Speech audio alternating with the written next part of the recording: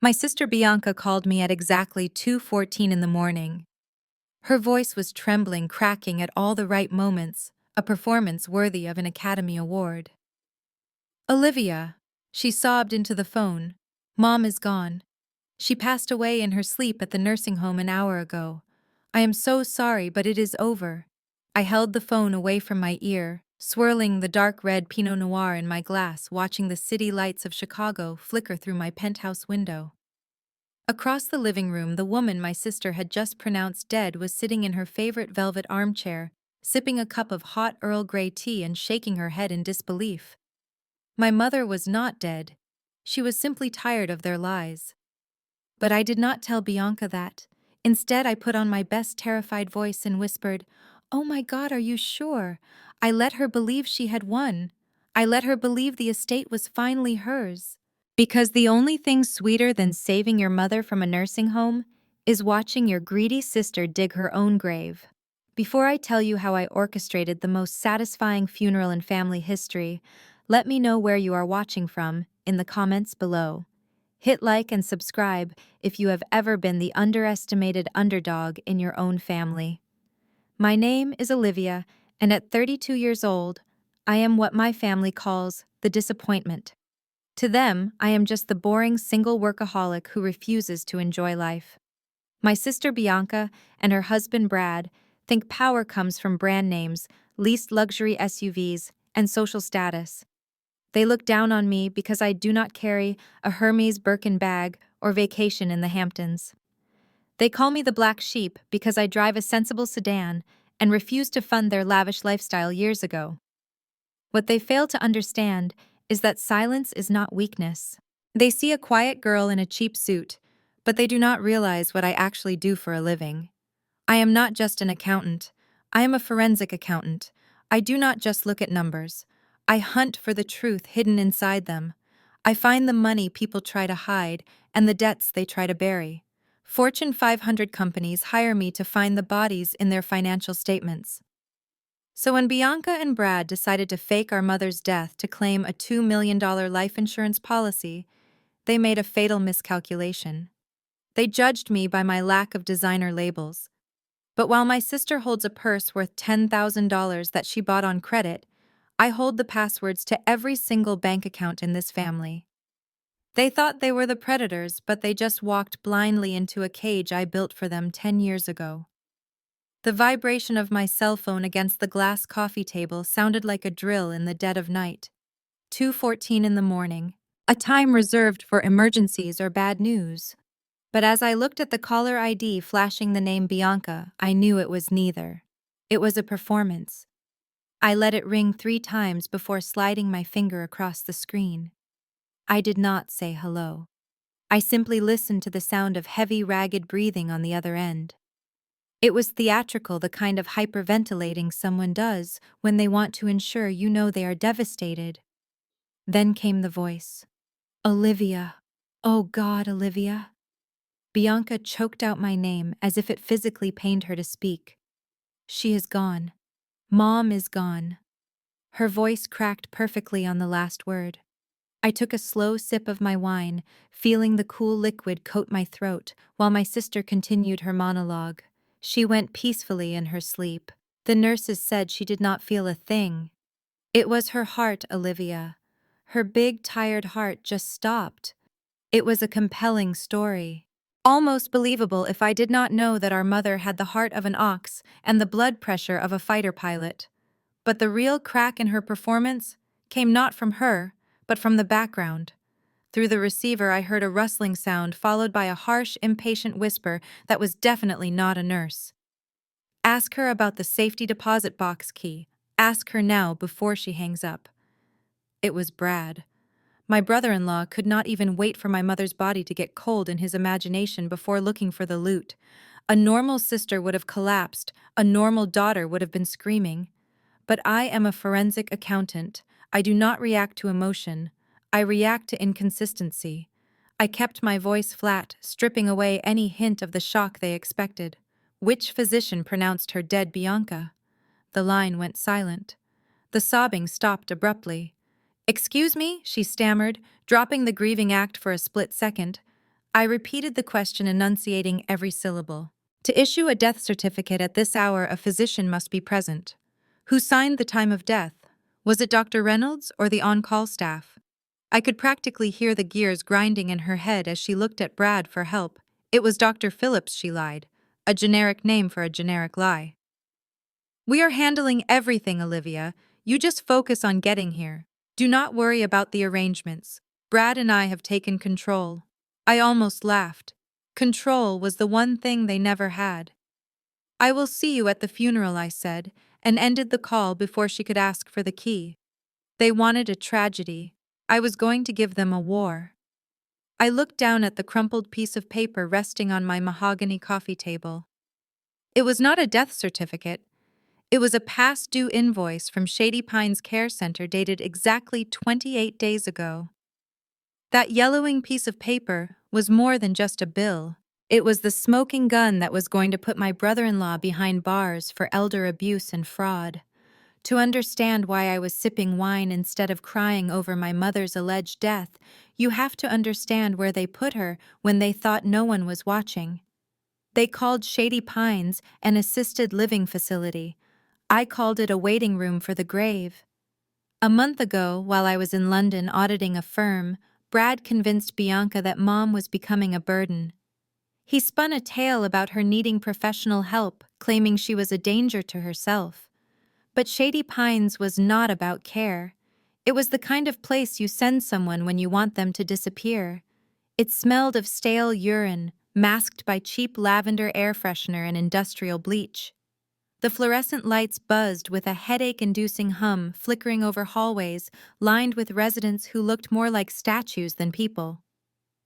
I found out the truth the moment my plane touched down. I had a bad feeling, a gut instinct honed by years of sniffing out corporate fraud. I drove straight to the facility, bypassing the sleepy receptionist. What I found in room 302 still haunts me. My mother, the woman who worked 2 jobs to send us to private school, the woman who always smelled of cocoa butter and strength, was lying in her own filth. Her sheets were gray and stained. Her lips were cracked and bleeding from dehydration. A tray of cold, unidentifiable gray mush sat on the bedside table, deliberately placed just out of her reach. She looked at me with eyes so hollow, they seemed to belong to a stranger. She was too weak to even lift her hand. When I checked the medical chart clipped to the end of her bed, I saw the signature at the bottom. Brad. He had used his power of attorney to authorize the absolute minimum care package.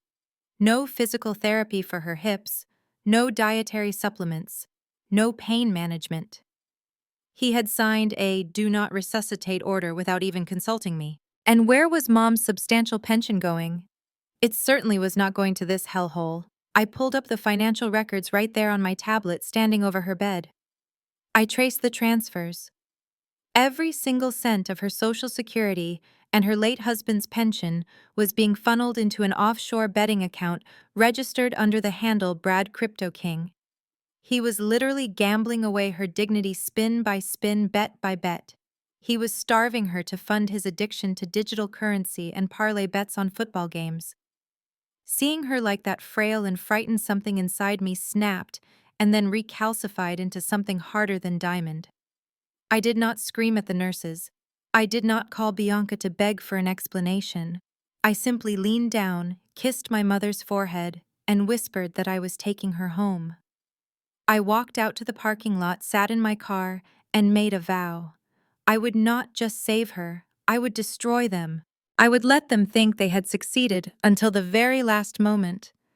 I moved Mom out that night under the cover of darkness, paid the head nurse $3,000 cash to keep the records active but empty, and waited. I waited for them to get greedy, and tonight with that phone call they finally walked right into the trap. The extraction was surgical. I did not storm into the administrator's office screaming about lawsuits. That is what an amateur would do.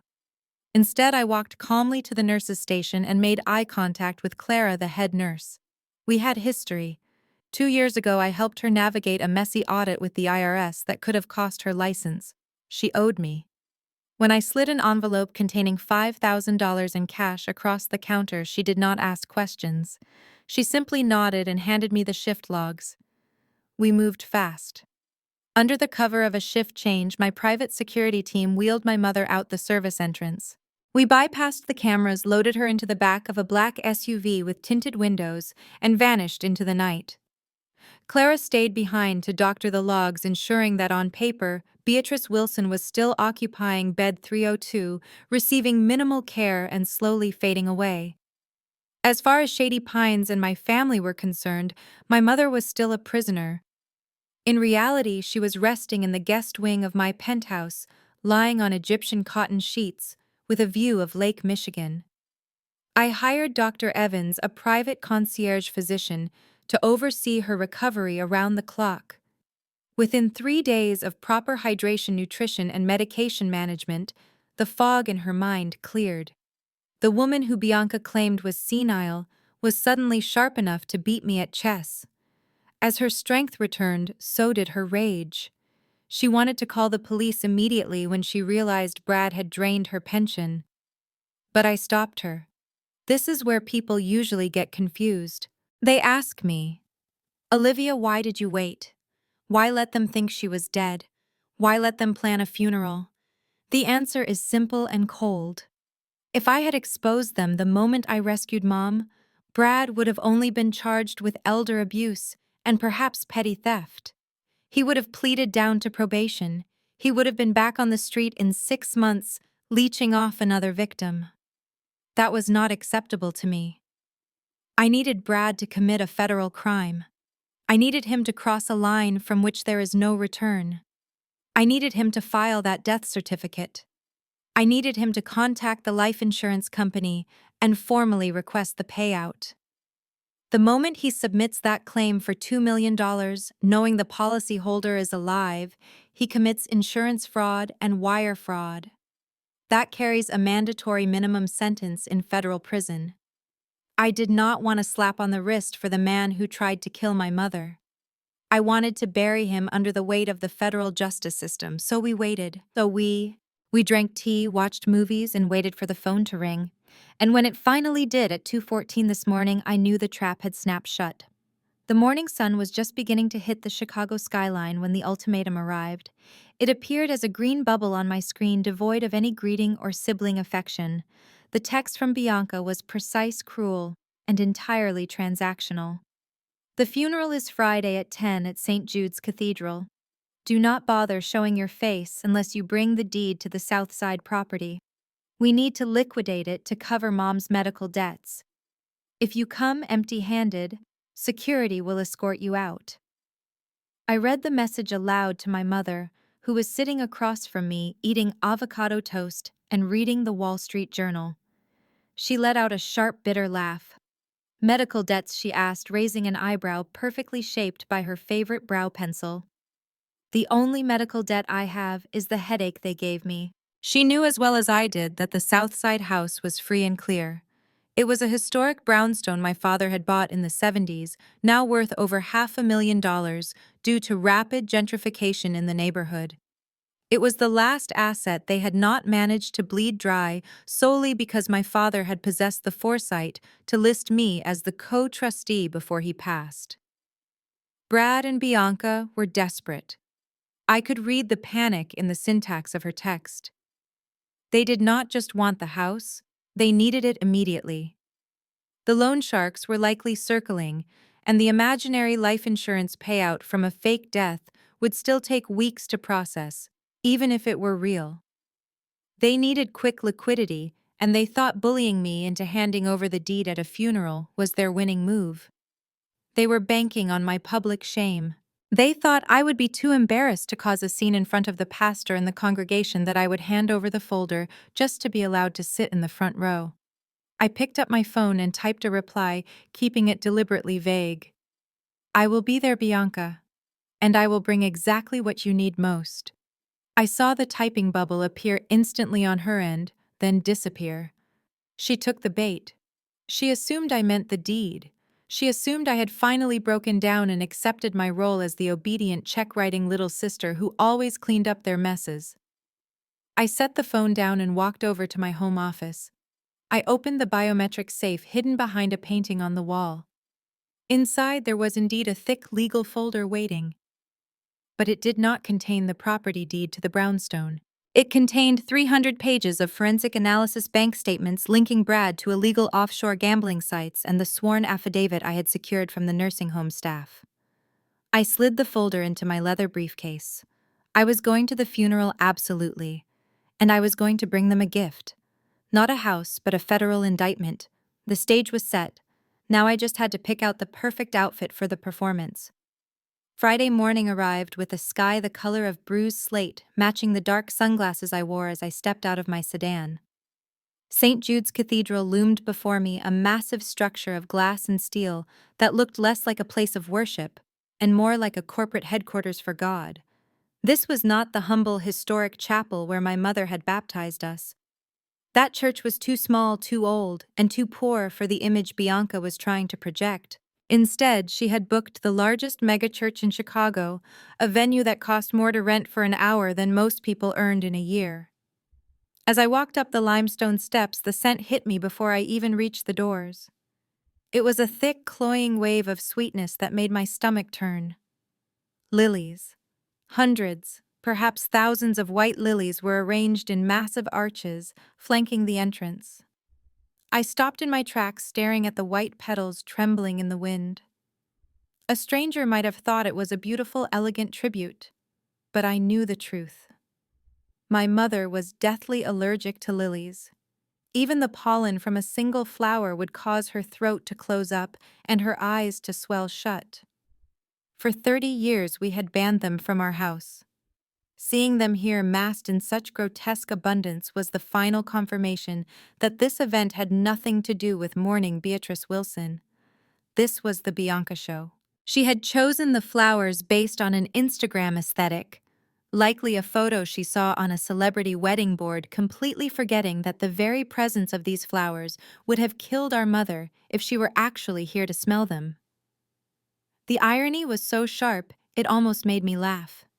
They were celebrating her life with the one thing that symbolized her suffocation.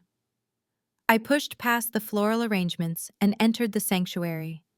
The space was cavernous, bathed in theatrical purple lighting that gave the room a nightclub atmosphere rather than a somber reverence. A giant screen behind the altar projected a slideshow of photos, but even the photos were selected with narcissism in mind. Every single picture featured Bianca front and center, with Mom blurred in the background or standing off to the side. It was a montage of Bianca's life, with Mom serving merely as a prop. And then I saw Brad. My brother-in-law was standing near the welcome table, but he was not greeting guests or accepting condolences. He was holding his phone up at a 45-degree angle, the ring light attached to the case illuminating his face in a ghostly glow. He was live streaming. I moved closer, staying just out of his frame, and listened to his performance. "Hey guys, thanks for tuning in, Brad," whispered loudly into the microphone, his face contorted into a practiced mask of grief. "It is a tough day for the Wilson family. We are just devastated, but we are staying strong. I pinned the GoFundMe link in the chat. Anything helps, guys. Funeral costs are insane, and we want to give Mom the send-off she deserves. Drop a heart in the chat if you are praying for us." I looked at the table beside him. There was a framed QR code next to the guest book with the caption, "In lieu of flowers, please donate to the Memorial Fund." I pulled out my phone and scanned the code just to see where it led. It did not go to a charity. It did not go to a medical research fund. It linked directly to a generic PayPal account that I recognized from my audit of Brad's finances. It was the same account he used to buy cryptocurrency. He was literally crowdsourcing his gambling money over an empty urn. The guests were beginning to fill the pews, but I did not recognize half of them. These were not Mom's friends from the library or her garden club. These were strangers in expensive suits, women in designer black dresses who looked like they were attending a Fashion Week after party. I realized with a jolt that Brad and Bianca had turned our mother's funeral into a networking event. They had invited their social climbing circle, using the tragedy as a pretext to be seen, The level of disrespect was breathless. I tightened my grip on the leather handle of my briefcase. They wanted a show. They wanted drama. They wanted money. Well, I was about to give them a performance that would go viral for a very different reason. I adjusted my jacket, took a deep breath of the lily-scented poison air, and began my long walk down the center aisle. The heavy oak doors of St. Jude's Cathedral groaned open, the sound cutting through the hushed murmurs of the congregation like a thunderclap. Every head turned. Every whisper died. The silence that followed was so absolute it felt heavy, pressing down on the room like a physical weight. I stood framed in the doorway, the morning light spilling in behind me, creating a silhouette that no one in that room could ignore. I was not wearing black. I was not wearing navy. I was wearing a structural tailored dress in the shade of crimson, so vibrant it looked like fresh blood against the stark white of the lilies. I took my first step, and the sound of my stiletto heel striking the marble floor echoed through the cavernous space.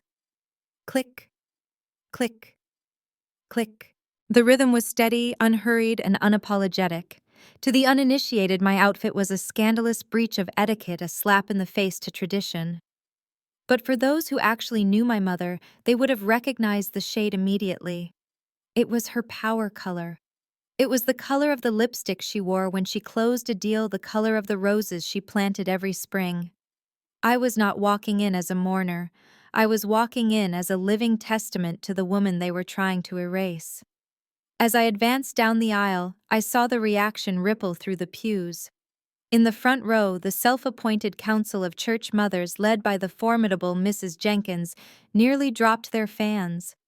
Their wide-brimmed hats, which looked like elaborate ships sailing on a sea of judgment, bobbed furiously as they leaned in to whisper. I could read their lips perfectly. Disrespectful, Jezebel. No home training. Mrs. Jenkins clutched her pearl necklace as if my very presence was sucking the oxygen out of the room. They saw a daughter mocking the dead. They did not realize they were looking at the only person in the room who was actually protecting the living. Bianca reacted exactly as I predicted. She abandoned her post next to the empty urn, forgetting her act of the grieving, fragile daughter. She moved with a speed that defied her towering heels, practically sprinting down the center aisle to intercept me before I could reach the front. Her face, previously arranged in a mask of tragic sorrow, was now contorted with genuine, ugly rage. She stopped 2 feet in front of me, blocking my path, her chest heaving. "Are you insane?" she hissed, her voice a low, venomous scratch that barely stayed below a shout. "You show up to our mother's funeral in red. Have you lost your mind, or do you just enjoy humiliating this family? Look at you. You look like you are going to a cocktail party. Turn around and get out. Security is already on the way." I stopped and looked down at her. The contrast was striking. She was draped in layers of expensive, dramatic black lace, looking like a widow from a Gothic novel, while I stood there like a flame. I kept my face perfectly neutral, my voice smooth and loud enough for the first 3 rows to hear. "I am simply wearing Mom's favorite color, Bianca. She always said black made people look defeated. And I am not defeated today." "Are you?" Bianca grabbed my arm, her nails digging into the fabric of my sleeve. "Do not play games with me, Olivia. You are making a scene. Brad is live streaming this. Do you want the whole world to see that you are a heartless monster? Give me the deed to the house, or I swear to God I will have the ushers drag you out by your hair." I gently but firmly peeled her fingers off my arm, stepping around her as if she were nothing more than a minor obstacle in the road. I did not raise my voice. I did not engage in the hair-pulling brawl she clearly wanted. That is what she expected from the ghetto trash she told everyone I was. Instead, I gave her a cold, professional smile.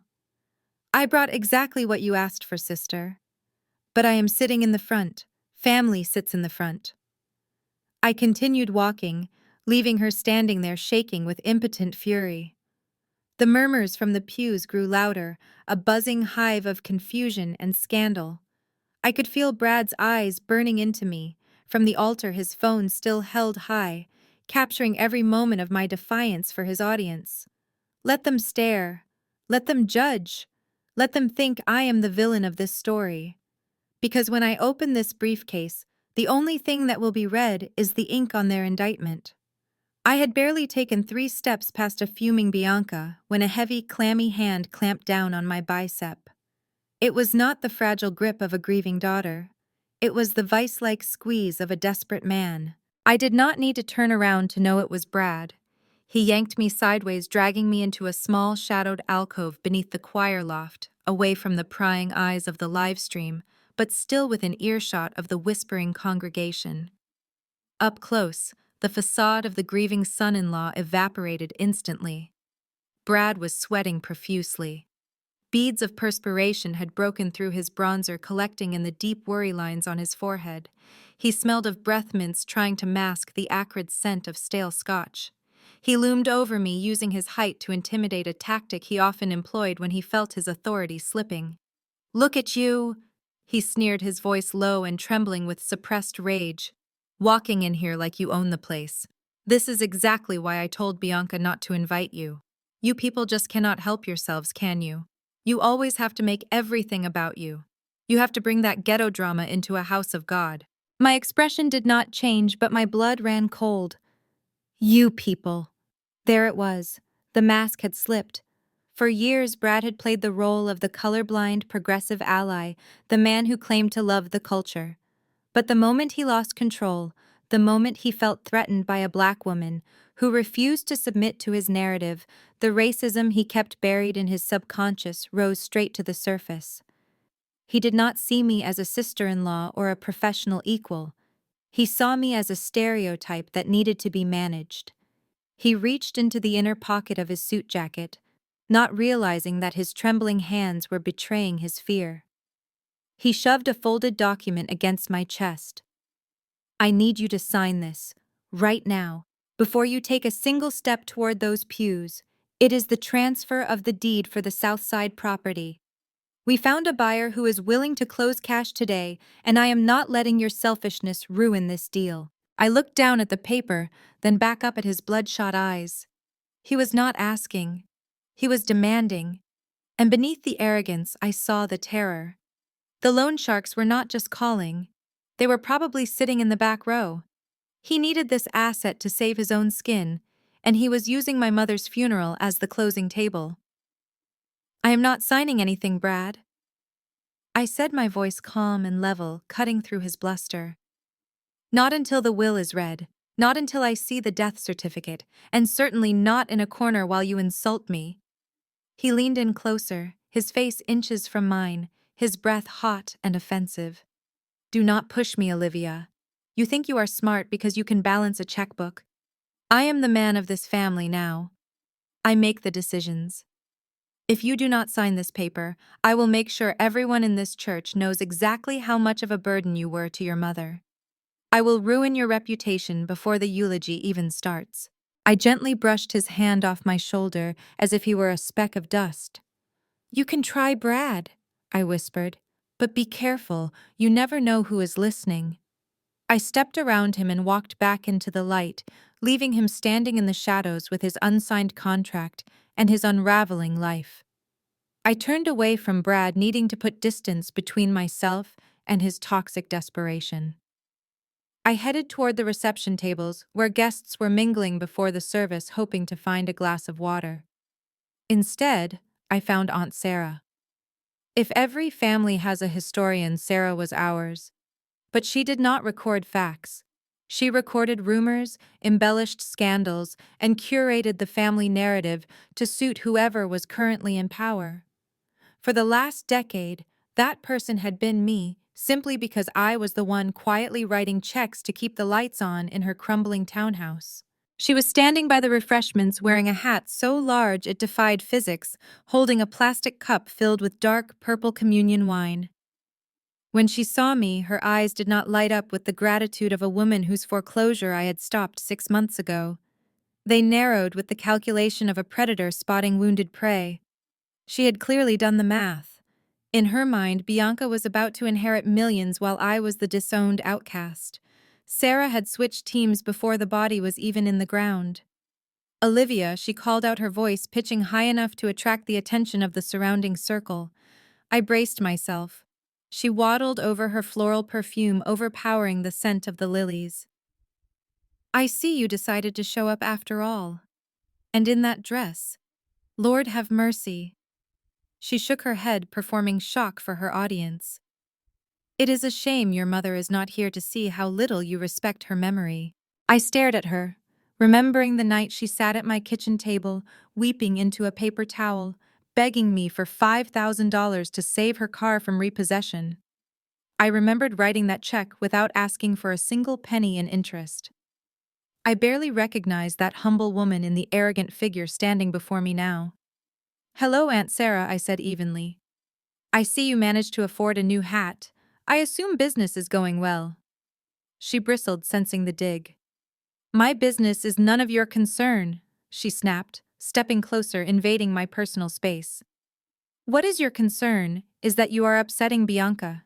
This is her day. She is the one grieving. She is the one carrying the burden of this family. You are just a guest, a very rude guest." And then it happened. It was not a stumble. It was not a collision. I watched her wrist turn. I watched her eyes lock onto the silk of my bodice. With a theatrical gasp, she tipped the cup forward. The dark purple liquid splashed across the front of my crimson dress, soaking into the fabric, instantly creating a stain that looked like a fresh, jagged wound. "Oh," she cried out, her hand flying to her mouth in a pantomime of surprise that wouldn't have fooled a toddler. "Look at what I did. I am so clumsy. But maybe it is a blessing in disguise, Olivia. Now you have a reason to leave and go put on something decent." Maybe God did not like that dress either. A few people in the crowd giggled. Bianca, watching from the front row, smirked openly. My chest burned not from the cold wine, but from the sheer audacity of the betrayal. I looked down at the stain, then slowly back up at Sarah. I did not retreat. I did not cry. I stepped forward until I was whispering directly into her ear. "That is fine, Sarah," I said, my voice ice cold. "Accidents happen. Just like it was an accident when you forgot to mention this check I gave you to the IRS. But do not worry. I am sure Bianca will be happy to cover your next mortgage payment when I stop the automatic transfer tomorrow morning. Enjoy the funeral, Auntie." I watched the color drain from her face faster than the wine had hit my dress. I walked past her, head held high, the stain on my chest serving not as a mark of shame, but as a badge of battle. I was done being the savior. It was time to be the executioner. The organist played a soft, mournful chord as Bianca ascended the steps to the pulpit. She paused halfway, clutching the railing as if overcome with grief, waiting for the ushers to rush forward to support her. It was a masterclass in physical comedy, but the congregation ate it up. A collective sigh of sympathy rippled through the sanctuary. When she finally reached the microphone, she stood silent for a long minute, letting the anticipation build until the silence was heavy enough to suffocate us all. "I do not know if I can do this," she whispered into the mic, her voice trembling just enough to be audible over the speakers, but distinct enough to carry to the back of the room. "Take your time, baby," Mrs. Jenkins shouted from the front row, waving her fan vigorously. "We are here with you." Bianca dabbed at her dry eyes with a lace handkerchief that probably cost more than my mother's monthly grocery budget. She took a deep, shuddering breath and began. "Mama was not just my mother, she was my best friend, my confidant, my heart." I sat in the third row, rigid as a stone, watching the performance with clinical detachment. Best friend. The last time Bianca had a meaningful conversation with Mom was 3 years ago, and it ended with her screaming that Mom was a selfish old witch for refusing to refinance the house to fund Brad's latest investment opportunity. "These last few months have been the hardest of my life," Bianca continued, growing more confident in her fabrication. "When Mom got sick, I knew I had to make a choice. I could continue with my art gallery career, or I could be the daughter she needed. It was not even a question. I put everything on hold. I moved into her room. I spent every night by her bedside. Lies. Pure, unadulterated fiction. Bianca had not spent a single night at the house in 6 months. The art gallery career she mentioned was a 2-month stint as a receptionist 5 years ago. I remember feeding her soup spoon by spoon when her hands were too shaky to hold the bowl. Bianca sobbed, looking up toward the ceiling as if seeking divine witness. I remember changing her sheets, brushing her hair, singing the old gospel songs she loved. It was exhausting. Lord knows it was exhausting, but it was an honor. I would give anything to feed her one last bowl of soup today. My grip tightened around the silver ballpoint pen in my lap. It looked like an expensive writing instrument, a gift a corporate executive might receive. In reality, it was a high-fidelity audio recorder with a unidirectional microphone capable of capturing a whisper from 30 feet away. I had clicked it on the moment she walked up the stairs. Every word she was saying was being digitized and stored. This was not just for my personal archives. This was evidence. By claiming she provided full-time care, she was establishing a narrative to justify the changes to the will she was about to present, changes that supposedly rewarded her sacrifice. In the eyes of the law, she was establishing a fraudulent basis for inheritance under oath in front of witnesses. She told me at the end, Bianca said, dropping her voice to a dramatic whisper that forced everyone to lean forward. She said, "Bianca, you are the only one who truly loves me. You are the only one who stayed." And that broke my heart, because I know how much she wanted everyone to be there. She cast a fleeting, sorrowful glance in my direction. The church turned to look at me, the absent daughter. The judgment was palpable, a physical wave of heat. They believed her. They believed the tears, the shaking shoulders, the story of the soup. They did not know that while Bianca claimed to be spoon-feeding Mom, Mom was actually alone in room 302 praying for a glass of water. I did not look down. I did not defend myself. I stared straight at Bianca, my finger resting gently on the top of the pen, ensuring the recording was capturing every syllable. "Keep talking, sister," I thought. "Dig the hole deeper. You are not just lying to God, you are lying to the federal record."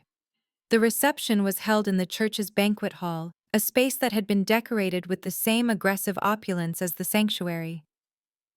Crystal chandeliers hung low over round tables draped in heavy white linen, and centerpieces of white roses and hydrangeas were so large they blocked the view across the room.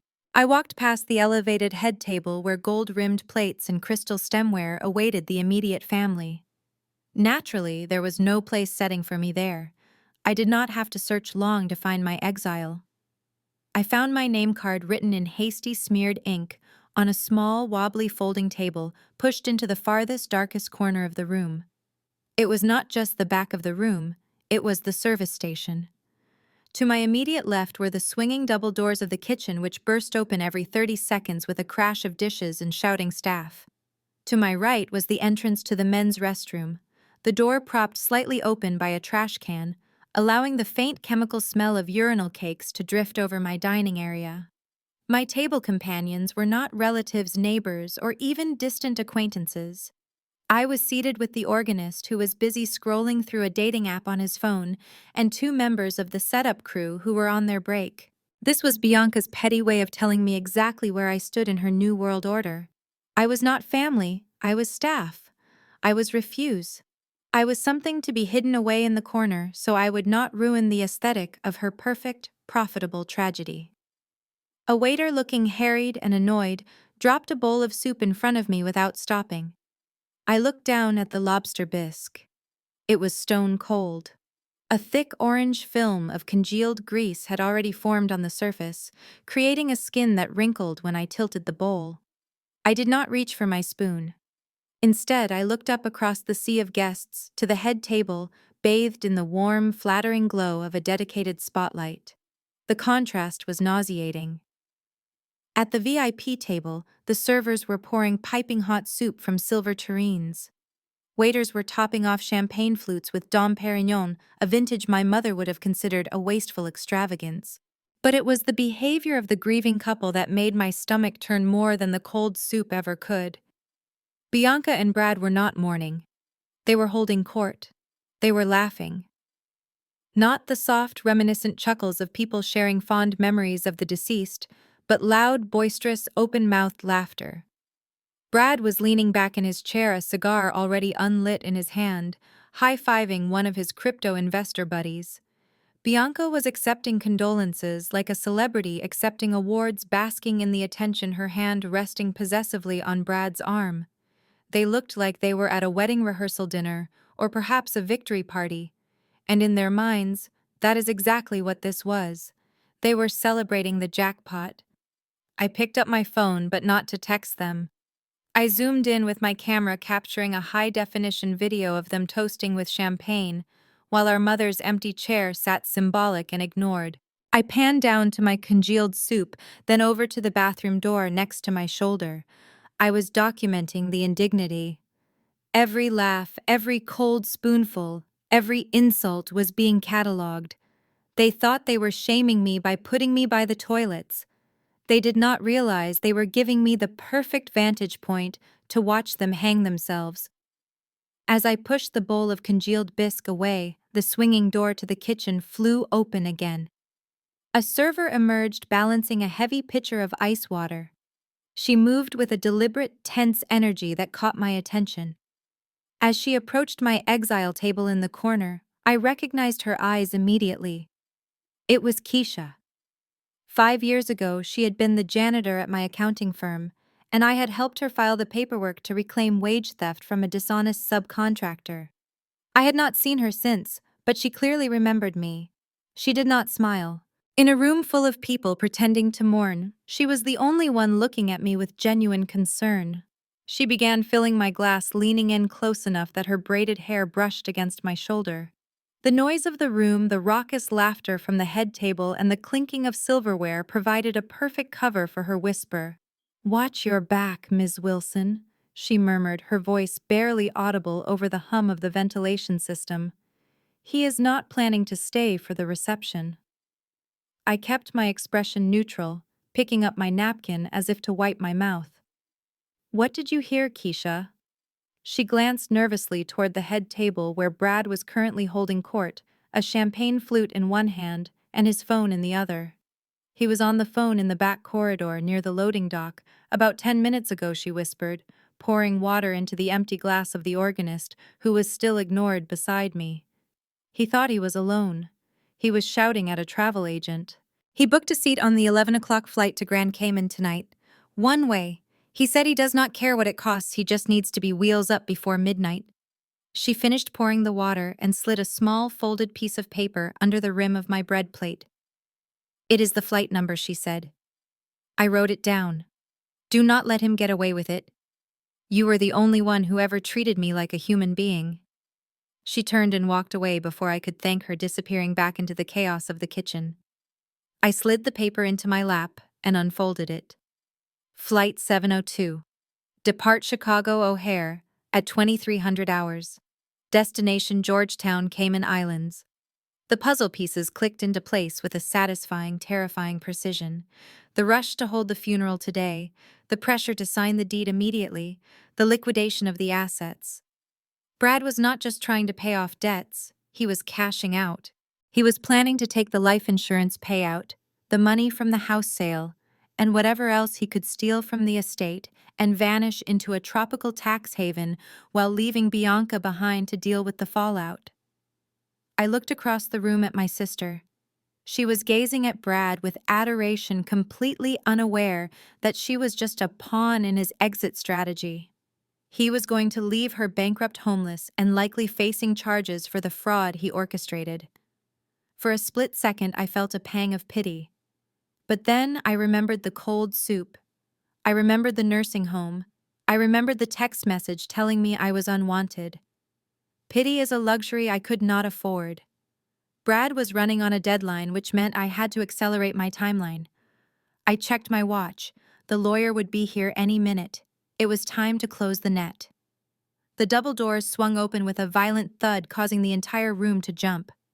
But it was not the police, and it certainly was not a divine intervention. It was a man who looked like he had slept in his car. This was Saul, the legal representation Brad had scraped from the bottom of the barrel. I had researched him the moment his name appeared on the preliminary filings. Saul operated out of a strip mall office next to a laundromat and had a 2-star rating on Google, mostly from clients complaining that he lost their paperwork. He stumbled into the banquet hall clutching a battered faux leather briefcase that looked like it had survived a war zone. His gray suit was ill-fitting, the polyester fabric shining under the chandeliers, and his tie was loosened at the collar, revealing a stain that was disturbingly yellow. As he passed my table in the corner, a waft of air followed him. It was a pungent cocktail of cheap cologne, stale cigarette smoke, and the unmistakable sharp tang of gin.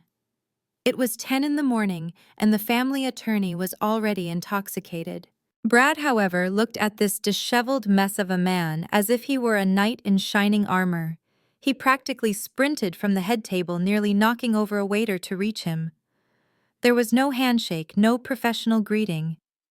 Brad grabbed Saul by the shoulder, his fingers digging into the cheap fabric of the jacket, and whispered furiously into his ear. Saul nodded vigorously, wiping sweat from his forehead with a crumpled napkin he pulled from his pocket. The room had fallen into a confused murmur. The organist, sensing the tension, had started playing a soft, awkward interlude, trying to cover the bizarre scene unfolding near the entrance.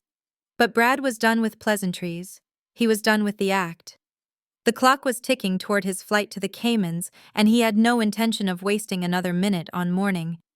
He turned to the room, his face flushed red, and clapped his hands together with a sound that cracked like a whip. "Cut the music!" He bellowed, his voice cracking with desperation. "Kill it! Now!" The organist froze, his hands hovering over the keys. The silence that crashed down was absolute. Brad marched to the center of the room, dragging the bewildered Saul behind him like a prop. He grabbed the microphone stand and yanked it down to his height. "Ladies and gentlemen, I know this is unorthodox," Brad announced, his eyes darting around the room, avoiding mine. "But Mom, Beatrice, she was a practical woman. She would not want us dragging this out. She would want us to settle her affairs and move on. So instead of waiting for a private reading next week, we are going to honor her wishes right here, right now." He shoved the microphone into Saul's chest. "Read it, Saul. Read the will. Tell them who owns the house. Tell them who gets the money. And make it loud."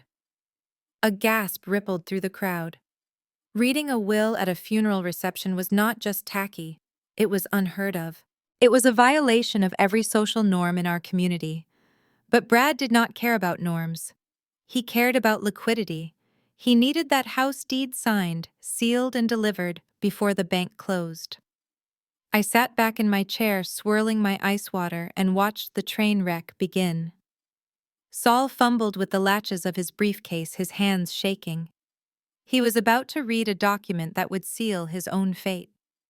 Saul cleared his throat, a wet, guttural sound that was amplified by the microphone, causing several guests to wince. He adjusted his glasses, which were sliding down his sweaty nose, and held the document with trembling hands. The paper rattled audibly, betraying his nerves. He began to read, his voice monotone and rushing, as if he wanted to get the words out before the police arrived. "I, Beatrice Wilson, being of sound mind and body, do hereby declare this to be my last will and testament, revoking all prior wills and codicils." He paused to wipe his forehead with his sleeve. I watched him closely. The legal jargon was standard, but the delivery was that of a man holding a grenade with the pin pulled. Brad stood behind him, arms crossed, nodding along like a conductor guiding an orchestra. Bianca dabbed at her dry eyes, ready to accept her windfall with practiced humility. "To my daughter, Bianca Wilson Miller, who has been my constant companion and caretaker in my final days, I leave the entirety of my estate. This includes, but is not limited to, the family home in Oakbrook, the brownstone property on the south side, all contents of my safety deposit boxes, and the full payout of my life insurance policy." A murmur rippled through the room. Even the social climbers and crypto bros knew this was unusual. To leave everything to one child while the other sat 10 feet away was a declaration of war. But Saul was not finished. He licked his lips and squinted at the bottom of the page. "To my daughter Olivia Wilson," he mumbled, his voice dropping an octave. I leave my collection of family photo albums stored in the attic. It is my hope that looking at these pictures will remind her of the family she chose to distance herself from. The silence that followed was heavy enough to crush bones. It was absolute.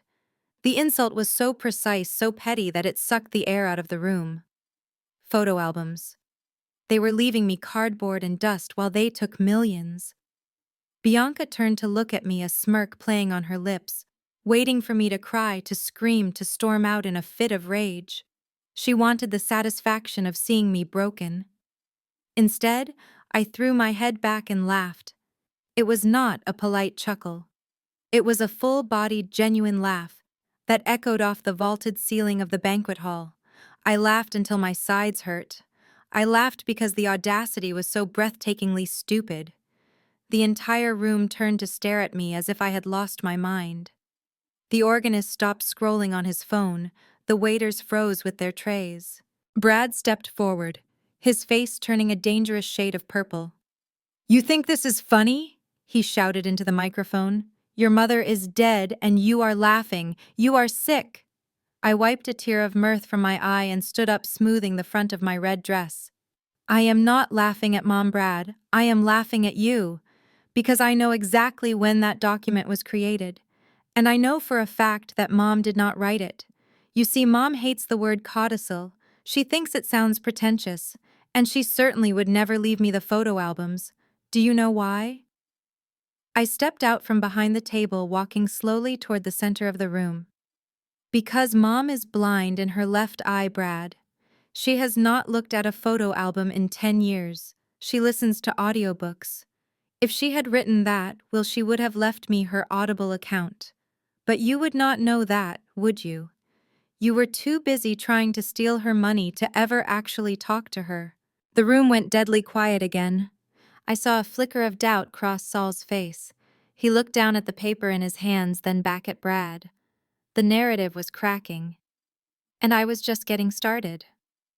The laughter had barely faded from my lips when the atmosphere shifted from awkward to dangerous. Saul, sweating profusely, now thrust a clipboard towards me. The document clipped to it wasn't the will. It was a single-page waiver, a legal instrument designed to strip me of any right to contest the estate, sue the executor, or request an independent audit. It was a gag order disguised as a formality. "Sign it," Brad growled, stepping out from behind the head table. He moved with the aggressive, jerky energy of a man whose time was running out. "Sign it so we can all go home and grieve in peace. Do not make this harder than it needs to be, Olivia." I looked down at the paper. It was poorly drafted, likely typed up in Saul's car 10 minutes ago, but the intent was clear. If I signed this, I waived my right to see the death certificate. I waived my right to question the bank transfers. It was the final lock on the cage they thought they had built for me. "I am not signing this, Brad," I said, keeping my voice calm, but projecting it clearly so the entire room could hear. "This document is illegal. You cannot force a beneficiary to waive their rights before the will has even been filed with the probate court. And frankly, Saul, I am surprised you would even present this. Do you want to be disbarred today, or were you planning to wait until Monday?" Saul flinched, pulling the clipboard back slightly. But Brad was past the point of legal nuances. He snapped. The veneer of the grieving son-in-law shattered completely. He marched across the room, knocking over a vase of white roses as he came. The water splashed onto the floor, but he didn't stop until he was standing directly over me at my small exiled table. He slammed his hand down on the table so hard that the bowl of cold soup jumped. "Sign the paper, Olivia!" he screamed, veins bulging in his neck. "I am sick of your arrogance. You think you are better than us. You think you are smart. You are nothing. You are a bitter, lonely woman who no one loves. Mom hated you. She told me every day how much she hated you. Now sign the damn paper." The room gasped. Even the church mothers in the front row looked scandalized. Brad raised his hand, not to hit the table this time, but as if he were about to strike me. Bianca stood up, not to stop him, but to watch. I didn't flinch. I didn't cower. I looked him dead in the eye and saw the fear behind the rage. He was terrified. He knew that if I walked out of there without signing, his flight to the Caymans was cancelled. Go ahead, Brad, I whispered, leaning forward. Hit me. Do it in front of 100 witnesses. Add assault to the list of felonies you are committing today. It will make the prison sentence so much longer. His hand hovered in the air, trembling. The silence in the room was deafening. He was on the edge of a cliff, and I was daring him to jump. I did not scream. I did not flinch. I did not call for security. Instead, I calmly reached into my clutch and pulled out my smartphone. The screen was already unlocked, the casting app open and waiting. Brad was still looming over me. His hand raised, his face twisted in a rictus of rage, expecting me to crumble. He was so focused on intimidation that he did not notice the large projection screen behind the altar flickering to life. Wait, I said, my voice cutting through the tension like a razor. I will sign your paper, Brad, but before I do, I think it is only fair that everyone here understands exactly what I am waiving my rights to. You want us to celebrate Mom's legacy? Let's look at the legacy you have built in her name. I tapped the screen of my phone. The AirPlay connection engaged instantly. Behind Brad, the massive screen that had been displaying a loop of Mom's photos suddenly went black. A collective gasp rippled through the room as the image changed. It was not a photo. It was a live feed of my phone screen, crisp and high definition in the dim church lighting. Brad turned around slowly, confused by the sudden shift in the room's attention. "What are you doing?" he stammered, his hand lowering. I stood up, smoothing my red dress, and walked past him toward the center aisle. "I am doing what I do best, Brad. I am auditing you." I swiped left on my phone. The screen behind me filled with a complex, colorful spreadsheet. To the uninitiated, it looked like boring data. To the investors in the room, it was a horror show. Rows of red numbers cascaded down the screen, dates and transaction IDs highlighted in yellow. "This," I announced, pointing to the screen, "is the financial health of the Wilson family estate as of this morning, or rather the lack thereof." Brad's face drained of color. He lunged toward the AV booth. "Turn it off!" he screamed at the terrified sound guy. "Cut the feed! Sit down!" "Brad," Mrs. Jenkins yelled from the front row, her curiosity finally outweighing her decorum. "We want to see—" I continued, my voice steady and amplified by the acoustics of the hall. "You see, Brad here has been very busy. While he was supposedly managing Mom's finances, he was actually managing a very different portfolio." I swiped again. The screen changed to a graph showing a steep, jagged decline. "This is the account linked to Crypto King 88. Does that handle sound familiar to anyone?" I looked directly at the table of Brad's friends. They shifted uncomfortably in their seats. Brad froze. He looked at Bianca, then at me, realizing he was naked in front of the very people he tried to impress. "You wanted me to sign a waiver to protect the estate?" I asked, taking a step closer to him. "There is no estate to protect, Brad, because you spent it all. And before I sign anything, I think the congregation deserves to see exactly where the money went. Shall we look at the transaction history?" I hovered my finger over the next slide. The silence in the room was electric. The predator had become the prey, and the entire church was watching the kill. I pointed to the steep downward trajectory of the red line on the projection screen. It looked like a cliff, and in financial terms, that is exactly what it was. The silence in the banquet hall was no longer stunned. It was horrified. Everyone from the church mothers in the front row to the catering staff in the back was staring at the visual representation of a fortune evaporating. "That red line represents $500,000, I explained, my voice echoing clearly through the sound system. $500,000. That was the liquidity Mom kept in the primary trust account. It was meant for property taxes, maintenance, and emergency medical bills. But as you can see, starting 6 months ago, there were a series of wire transfers to an exchange called Bit Global."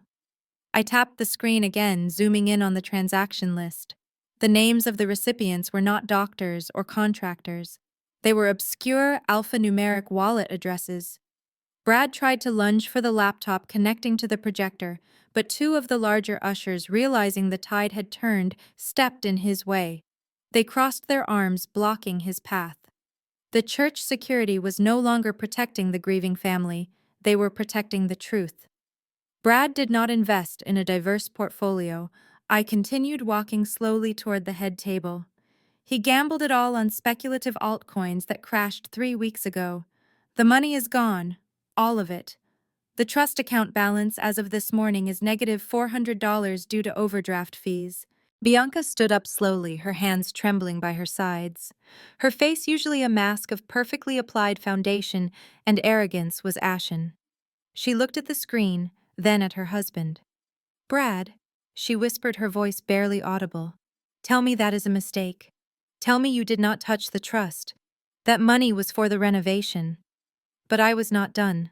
I swiped left again. A scanned document appeared on the screen.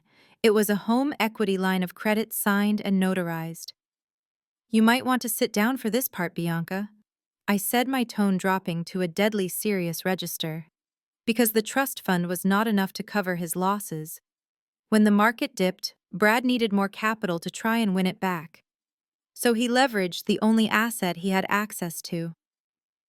I pointed to the signature at the bottom of the document. "This is a second mortgage on your home in Oak Brook. The house you claim is the jewel of the family estate. Brad forged your signature to take out a $300,000 loan against it. And since he has missed the last 3 payments, the bank initiated foreclosure proceedings yesterday." The sound that escaped Bianca's throat was a strangled, high-pitched keen. She looked at Brad with eyes wide with betrayal. "You mortgaged my house!" she screamed, the sound tearing through the hall. "You told me it was paid off. You told me we were debt-free." Brad held up his hands, backing away from her. "It was a sure thing, babe. It was a leverage play. I was going to double it and pay it back before you even knew. The market just moved too fast." "You do not own that house anymore, Bianca," I interjected, driving the final nail into the coffin. "You are technically squatting. And unless you have $300,000 in cash in your purse right now, the sheriff will be putting a padlock on your front door by Monday morning."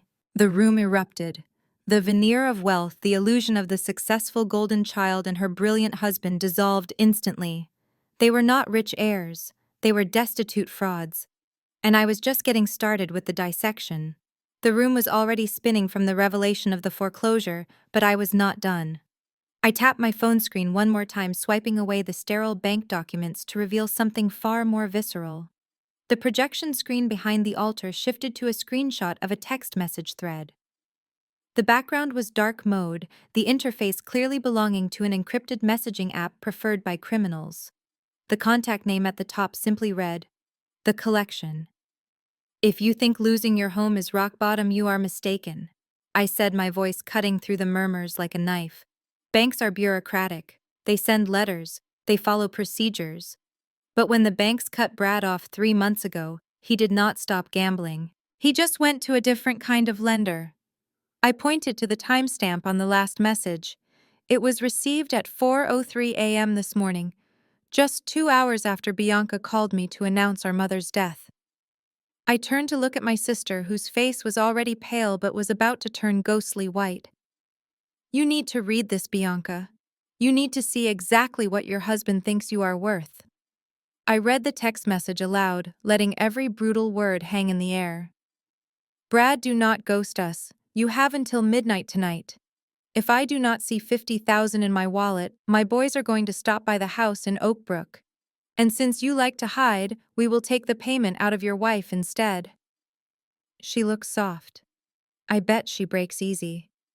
A collective gasp of pure horror sucked the oxygen out of the room. This was not financial fraud anymore. This was a death threat. Bianca stared at the screen, her eyes wide and unblinking, her mouth opening and closing without sound. The realization crashed over her like a tidal wave. She was not the beneficiary of a fortune. She was the collateral for a debt. I took a step closer to the head table. "Do you understand now, Bianca? Do you understand why he needed the funeral today? Do you understand why he is trying to flee to the Caymans tonight? He is not taking you on a vacation. He is escaping. And he is leaving you here in a foreclosed house to face the men who sent that message. He sold you out to save his own skin." Brad let out a guttural roar, abandoning all pretense of civilization. He lunged across the table, scattering crystal glasses and silverware, desperate to stop the truth from bleeding out. "That is a lie," he screamed, his eyes wild and bloodshot. "She faked that. That is Photoshop. I would never hurt her." But Bianca flinched away from him as if he were radioactive. She scrambled backward in her chair, knocking it over with a loud clatter. She looked at the man she had idolized for years, and finally saw the monster beneath the suit. She saw the sweat on his brow, the terror in his eyes, and she knew the text was real. She knew, because she had seen the strange cars parked down the street from their house for weeks. She had seen him looking out the blinds at 3 in the morning. For the first time in her life, the golden child looked at me not with contempt, but with terrified pleading. I did not soften. I stood my ground, letting the projector beam the evidence of her husband's betrayal directly onto her face. The trap was not just about money anymore. It was about survival. And Brad was running out of time. If financial ruin is not enough to break a marriage, perhaps total humiliation will do the trick. I watched the color drain from Bianca's face as she processed the death threat from the loan shark, but I could see her mind working. She was calculating. She was thinking that maybe, just maybe, if they stuck together, they could lie their way out of this. She was already formulating a plan to blame everything on a gambling addiction, to play the victim card, to stand by her man. I could not allow that. I needed to sever the bond completely. I tapped the screen one last time. The ominous black text message from the loan shark vanished, replaced by a brightly lit high-resolution PDF of a credit card statement. It was Mom's Chase Sapphire Reserve account, the one she used only for emergencies. "You see, Bianca?" I said, my voice softening into a mock sympathetic tone. "Brad told you he was working late nights to manage the estate, didn't he? He told you he was meeting with specialists and lawyers. But according to Mom's credit card statement, his definition of a meeting is quite different from ours." I highlighted a series of charges dated 3 weeks ago. October 14th, the Peninsula Hotel in downtown Chicago. Presidential suite. Room service for 2. 3 bottles of Cristal champagne. A couple's massage package. The total for a single weekend was $12,000. Bianca squinted at the screen, confusion warring with denial. "October 14th, she whispered. "That was the weekend Mom had the seizure. You told me you were at the hospital meeting with the neurologists, Brad. You said you slept in the waiting room chair." Brad was shaking his head frantically, backing away toward the altar, his hands raised in surrender. "It is not what it looks like, babe. It was a business meeting. I was wooing an investor. We needed the capital." I zoomed in on the bottom of the invoice where the guest names were listed for the hotel's security log. I read the names aloud, ensuring the microphone picked up every syllable. Registered guests, Bradley Miller and Tiffany LaCroix. The silence in the room broke. Someone in the back row let out a loud, scandalous gasp. I turned to the crowd. For those of you who do not know, Tiffany is the 22-year-old yoga instructor at the club where Brad spends his mornings. And as you can see, Brad paid for his romantic getaway using the credit card of the woman he put in a nursing home. He was funding his affair with your inheritance, Bianca. That was the breaking point. The socialite, the carefully curated image of the perfect wife, the woman who cared more about appearances than her own soul, finally snapped. It was instantaneous and violent. Bianca let out a shriek that sounded less like a human and more like a wounded animal. She did not slap him. She launched herself across the gap between them, her manicured nails aiming directly for his eyes. "You dirty liar," she screamed, tackling him into the flower arrangement. The vase shattered, sending water and white lilies flying everywhere. They crashed to the floor in a tangle of limbs and black lace. Brad tried to push her off, but she was fueled by the rage of a woman who had just realized her entire life was a lie. She clawed at his face, ripping his shirt, screaming obscenities that would make a sailor blush. The church mothers jumped up, clutching their pearls. The videographer who Brad had hired to document the funeral was now zooming in on the brawl, capturing every second of the destruction. I stood calmly by the projector watching the chaos I had orchestrated.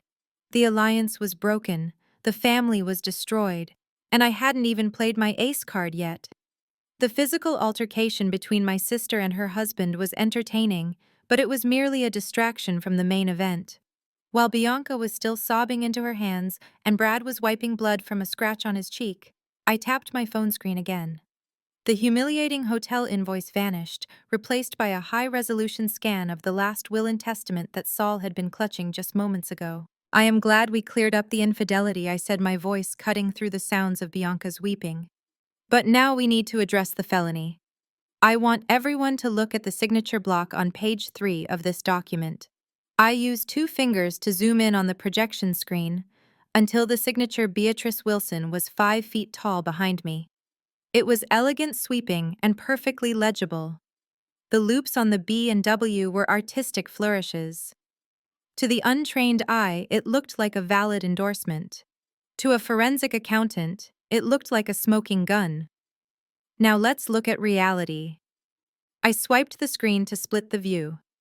On the left was the will. On the right was a check my mother had written to the electric company 2 months prior. The difference was not just noticeable. It was heartbreaking. The signature on the check was jagged. The lines were shaky, filled with microscopic hesitations where the pen had rested too long on the paper. The letters were cramped, struggling to stay on the line. For those of you who actually visited Mom in the last year, you know she developed essential tremors in her right hand. I explained, walking over to the screen and pointing at the shaky check. It was a neurological condition. Holding a pen was painful for her. She could barely sign her name without stabilizing her right hand with her left. Her muscle control was deteriorating. I turned back to the room, pointing a damning finger at the signature on the will. But this signature on the left, this is a masterpiece of motor control. Look at the fluidity of the curves. Look at the consistent pen pressure. There are no tremors, no hesitations, no stops. This was written by a hand that was steady, confident, and strong. I walked slowly toward Brad, who was now leaning against the altar railing, looking like a cornered rat. "You made a classic amateur mistake, Brad. You tried to make it look too perfect. You thought making it legible would make it more official, but in doing so, you proved beyond a shadow of a doubt that Beatrice Wilson never touched this paper." Saul, the lawyer, was frantically stuffing papers back into his briefcase, realizing he had just facilitated a major crime. But I kept my eyes on my brother-in-law. "I have a question for you, Brad, and remember, the recording is still running. How many times did you practice signing Mom's name? Did you sit at her kitchen table while she was sleeping in the next room? Did you fill up pages of legal pads, trying to get that loop on the W just right?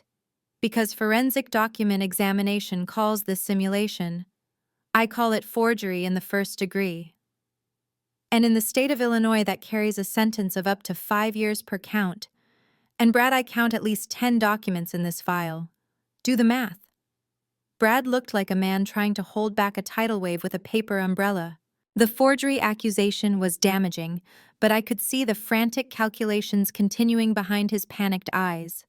He was thinking that even if the will was contested, even if the house was foreclosed, he still had the Holy Grail.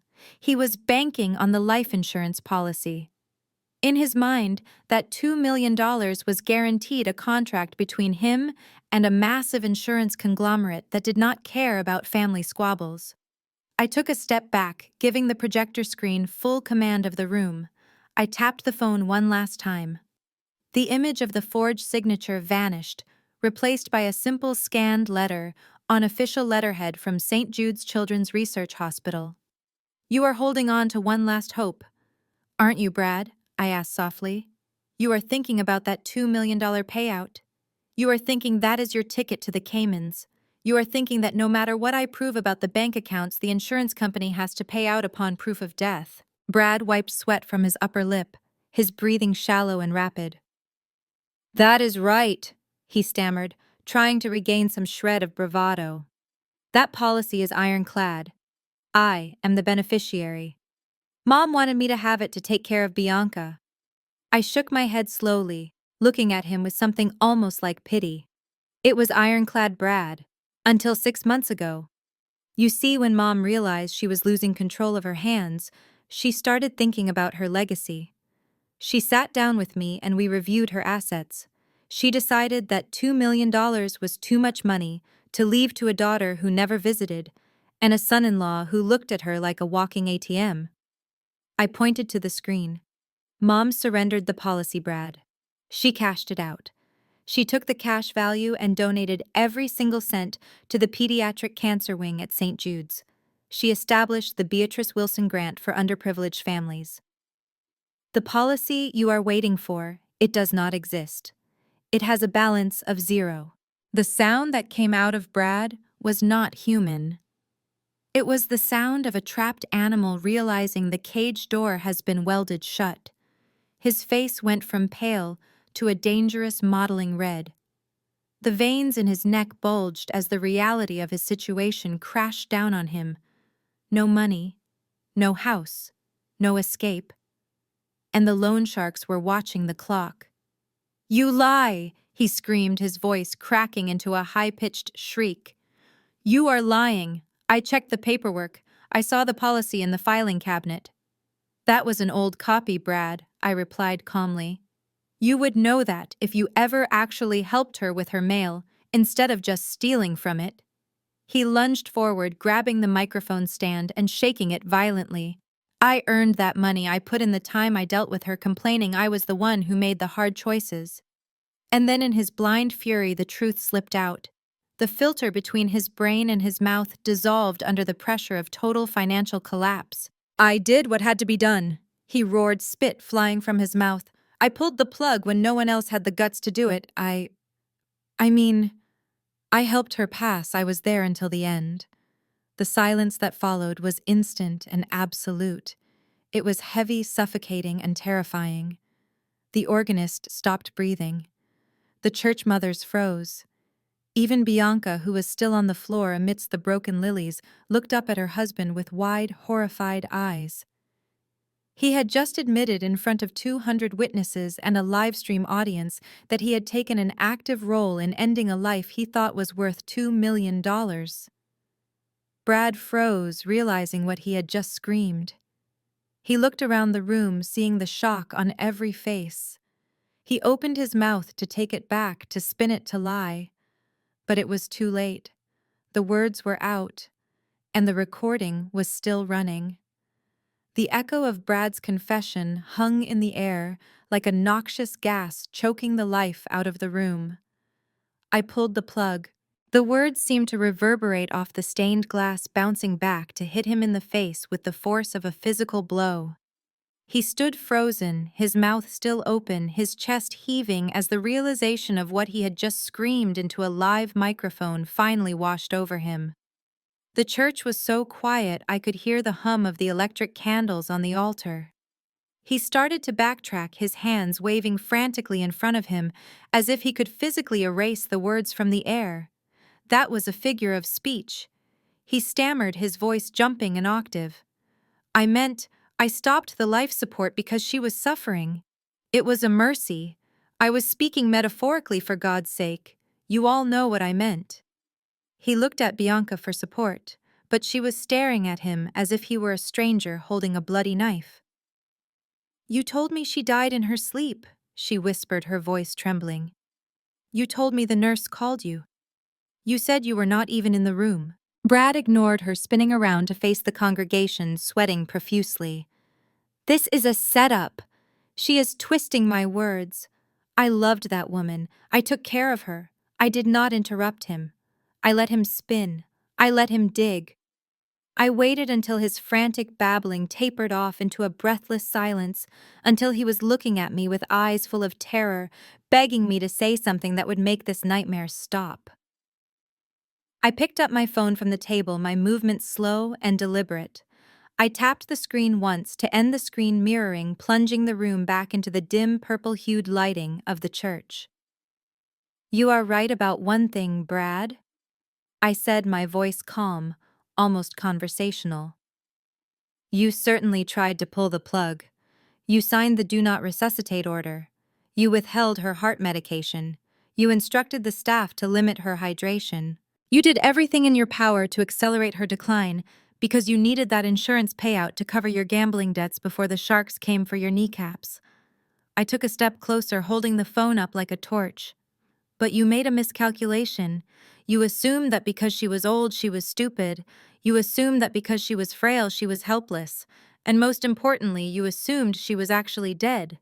Brad blinked, confusion warring with his panic. What are you talking about? I smiled, a cold, sharp expression that held no warmth. I looked down at the phone in my hand where the call timer was still ticking upward. The speakerphone icon was glowing green. Thank you for confirming the timeline and the motive, Brad, I said, speaking clearly into the device. That was the final piece of evidence we needed for the attempted murder charge. I paused, looking him dead in the eye. Mom, did you hear all that? The room held its breath. From the small speaker of my phone, magnified by the silence of the hall, came a voice. It was weak, yes, and raspy from weeks of neglect, but it was unmistakably the voice of Beatrice Wilson. I heard him, Olivia. I heard every word. And to think I used to cook that boy Sunday dinner. Brad's knees buckled. He grabbed the edge of the altar rail to keep from collapsing. Bianca let out a scream of pure, unadulterated shock. The ghost had just spoken and she was very much alive.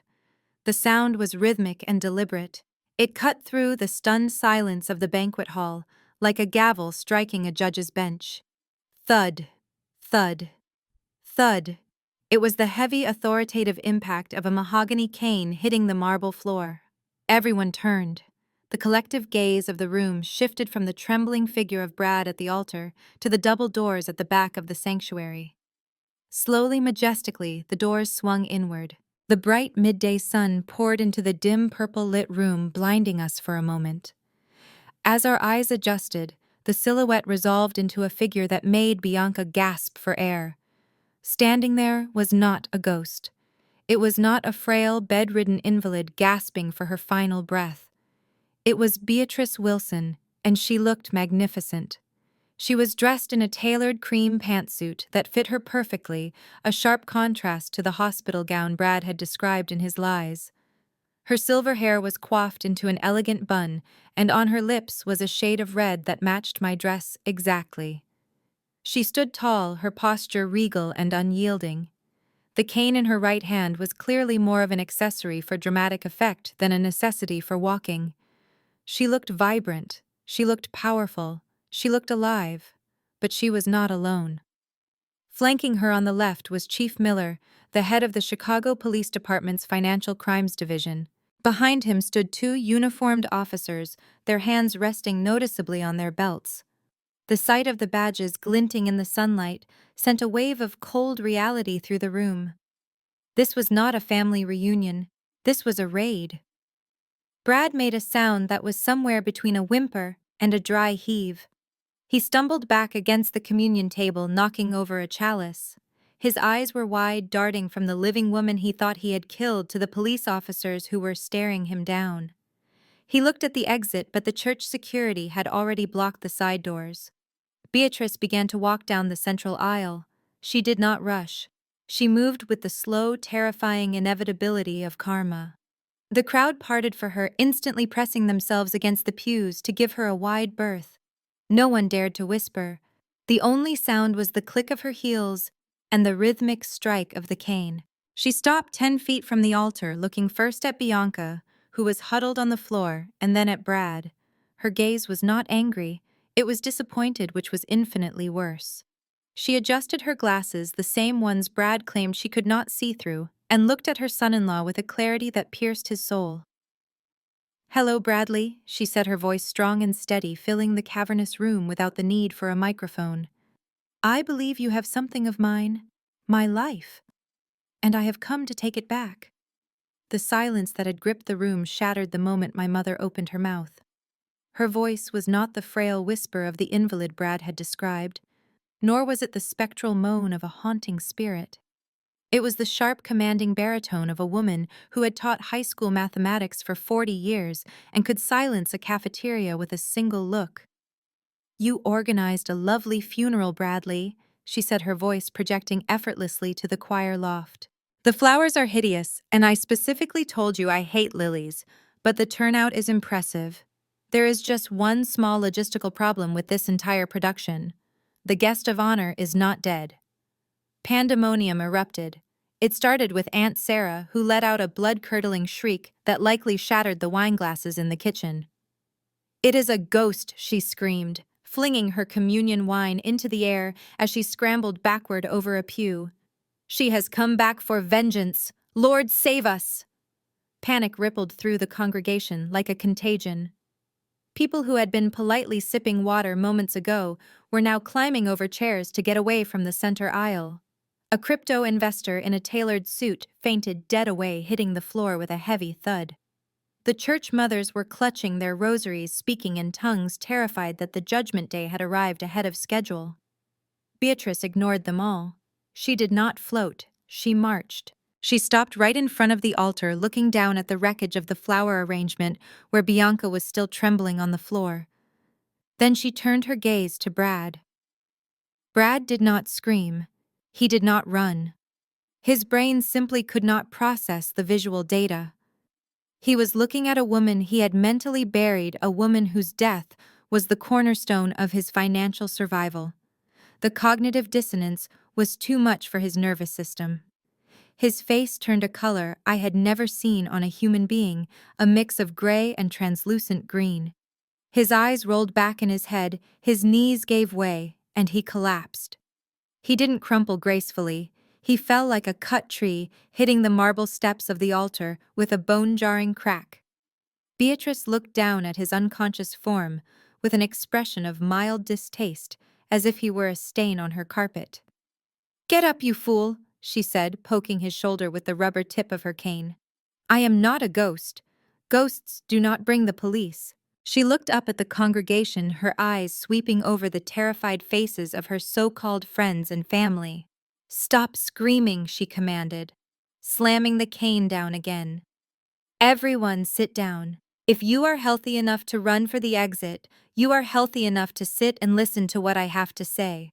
The authority in her voice was absolute. The screaming died down to whimpers. People froze in the aisles, unsure whether to flee or obey. "I have spent the last month watching this man starve me," she announced, gesturing to Brad's prone body. "I watched him isolate me. I watched him steal from me. And today I watched him bury me while I was sitting in a police van outside eating a donut. You all came here to mourn Beatrice Wilson. Well, you can save your tears. The only thing that died today is his freedom." She turned to the police chief, who was standing stoically by her side with a pair of handcuffs already unhooked from his belt. "Officer," she said, smoothing the lapel of her cream blazer, "I believe this man has a flight to catch, but I do not think he is going to make it to the Cayman Islands. Would you be so kind as to escort him to his new accommodation? I hear the county jail is lovely this time of year." Chief Miller did not wait for Brad to regain his full senses or his dignity. He signaled to the two uniformed officers, who stepped forward and hoisted my brother-in-law off the cold marble floor by his armpits. Brad's legs dragged uselessly for a moment, his Italian leather shoes scuffing against the stone before he found his footing. He looked around wildly, his eyes finally focusing on the steel bracelets dangling from the chief's belt. "Get your hands off me!" Brad sputtered, his voice weak and reedy. "Do you know who I am? I am a respected investor. I know the mayor. This is harassment." Chief Miller did not blink. He spun Brad around with practiced efficiency, forcing his face against the polished wood of the communion rail. The sound of the handcuffs engaging was sharp and final. Click, click. It was the loudest sound in the room, louder than the screaming aunt, louder than the organ, louder than Brad's protests. It was the sound of consequences arriving. "Bradley Miller, you are under arrest," the chief announced, his voice booming with the authority of the law. "You have the right to remain silent, and I strongly suggest you use it because you have already done enough talking for a lifetime." Brad tried to squirm, but the officers held him fast. "On what grounds?" he shrieked, turning his head to look at the congregation for sympathy that was no longer there. "You cannot arrest a man at a funeral. This is sacrilege." The chief pulled a folded warrant from his pocket and began to read, ticking off the charges like items on a grocery list. You are being charged with 3 counts of wire fraud and insurance fraud for your attempt to claim a payout on a living policyholder. You are charged with aggravated elder abuse and neglect for the conditions found at the care facility. You are charged with 10 counts of forgery in the first degree for falsifying a last will and testament and multiple financial instruments. The chief paused, letting the weight of the list settle on Brad's shoulders. He leaned in close, ensuring that the microphone on the altar picked up the final devastating blow. And based on the confession you just provided to this entire assembly, and the recording secured by Ms. Olivia Wilson, the district attorney has authorized a charge of attempted murder in the first degree. You admitted to withholding life-sustaining care with the specific intent to cause death for financial gain. That is a Class X felony, son. You are looking at 20 years to life. Brad's knees buckled again, but the officers held him upright. The fight drained out of him instantly. The arrogance, the bluster, the unearned confidence of a mediocre man who thought he could outsmart the world, it all evaporated. He looked at Bianca, who was staring at him with a mixture of horror and revulsion. Babe, call my dad. He pleaded, tears finally spilling down his cheeks. Call the firm. Get me a lawyer. Do not let them take me. Bianca did not move. She did not reach for her phone. She simply watched as the officers began to drag her husband down the center aisle, past the rows of white lilies he had bought with stolen money, toward the exit where a squad car was waiting to take him to a place where his crypto wallet and his designer suits would mean absolutely nothing. The heavy oak doors slammed shut behind the weeping figure of my brother-in-law, sealing his fate.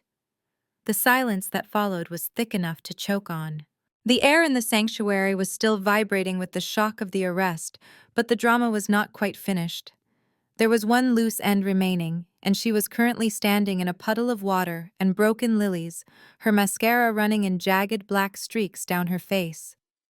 Bianca looked around the room, her eyes darting from the judging faces of the church mothers to the stoic police officers, and finally, desperately, to the woman standing like a statue in the center aisle.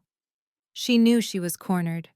With Brad gone, she had no shield, no scapegoat, and no money. Her survival instinct, honed by years of manipulating everyone around her, kicked into overdrive. She did not run. She collapsed.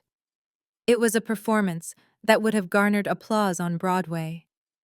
She threw herself toward our mother, sliding the last few feet on her knees until she was clutching the hem of Beatrice's cream pantsuit. "Mom! Oh God, Mom!" she wailed, her voice cracking with a hysteria that was only half feigned. "You have to believe me. I did not know. I swear on my life I did not know. It was all him. It was all Brad. He lied to me. He told me he was handling everything. He told me the doctor said you were gone. I am a victim here too, Mama." She buried her face against Beatrice's legs, sobbing loudly, her hands gripping the fabric as if she were drowning. "He threatened me, Mom. He said if I did not go along with him, he would hurt me. I was terrified. I wanted to call you every single day. I wanted to come get you. But I was so scared. Please, Mama, look at me. It is your Bianca. It is your baby girl." The room watched, breathless. For decades, this had been the dynamic. Bianca would mess up, Bianca would cry, and Beatrice would forgive her. The golden child could do no wrong. I stood off to the side, my phone still in my hand, waiting to see if the pattern would hold.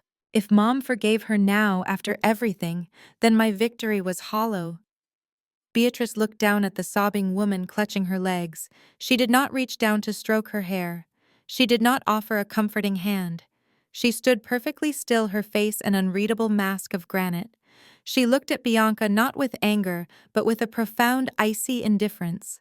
She shifted her weight slightly, pulling her leg back just enough to break Bianca's grip. "Stand up, Bianca," she said, her voice devoid of any maternal warmth. Bianca looked up, hope flickering in her tear-stained eyes. "Mom, I said stand up," Beatrice repeated, her tone sharp enough to cut glass. "You are making a scene, and quite frankly, you are going to ruin my Italian suede shoes with that cheap mascara." Bianca froze. The rejection was physical. She slowly pulled herself up, her hands trembling, looking at a mother she no longer recognized. The woman who had enabled her for 30 years was gone. In her place was a stranger who had survived hell and had no patience left for crocodile tears. "You claim you did not know Beatrice," asked her voice, low and dangerous. "You lived in the same house. You spent the money. You drove the car he bought with my pension. Did you think money just fell from the sky, Bianca? Or did you just not care where it came from as long as you did not have to work for it? Do not insult my intelligence by playing the fool. You were not a victim. You were an accomplice who just got caught." I walked past the stunned police officers and placed a battered, dusty cardboard shoebox on the polished surface of the communion table.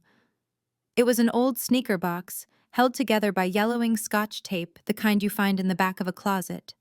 To the congregation, it looked like garbage. To a forensic accountant, it was a treasure chest of intent. Bianca stopped her, sniffling, her eyes locking onto the box with a flicker of recognition that betrayed her completely. She knew exactly what was inside. She had probably spent years thinking these documents had been thrown away, lost in the clutter of a life she deemed irrelevant. "You can stop the performance, Bianca," I said, resting my hand on the lid. "We are past the point of plausible deniability. Brad might have been the muscle behind this operation, the one who physically moved Mom and signed the forms, but do not insult us by pretending you were just a bystander. You were not a victim, you were the architect." I lifted the lid. Inside, stacked in neat chronological bundles, were dozens of handwritten letters. I pulled out a stack of pastel-colored envelopes, the kind Bianca favored to make her poison look polite. "Do you recognize these?" I asked, holding them up for the room to see. "These are not birthday cards. These are not thank you notes. These are the letters you wrote to Mom over the last 3 years. Every time you needed money for a vacation or a new car or an art gallery that never opened, you put it in writing." I pulled a sheet of paper from the bundle, the expensive stationery crinkling in the silence of the church. Dated August 12th of last year. "Mom, you are being selfish holding on to that big house. Brad and I need the capital for his investment. If you do not sell and give us the proceeds, do not expect us to come for Christmas. You are choosing bricks over your own flesh and blood." I dropped the letter onto the table and picked up another. Dated January 4th. "If you do not sign the power of attorney, we are going to have you declared incompetent. We will put you in a home where no one speaks English. Sign the papers, Mom. Stop making this hard on everyone." The congregation murmured. The image of the dutiful daughter was dissolving, replaced by a picture of a woman who had been bullying her mother for years. Bianca shook her head, taking a step back. "I was stressed," she whispered. "I did not mean it. I was just trying to get her to be reasonable." "Reasonable," I repeated, my voice dropping to a chill. "Is that what you call this?" I reached back into the box and pulled out a small black notebook. It was cheap, the binding fraying, the pages dog-eared. This was the journal Mom kept at Shady Pines. She hid it under her mattress because she was afraid the nurses would take it away. She wrote in it every single day until her hands became too weak to hold the pen. I opened the book to a page marked with a red sticky note. October 3rd. Called Bianca again today. She sent it to voicemail. The nurse brought me cold oatmeal. I asked for water, but they said my daughter gave instructions to limit my fluids to prevent accidents. I am so thirsty. Why does she hate me? Why won't she come? I looked up from the page. Bianca was no longer crying. She was staring at the floor, her face pale, stripped of all defenses. The diary proved that the neglect wasn't just Brad's idea. It was a coordinated strategy.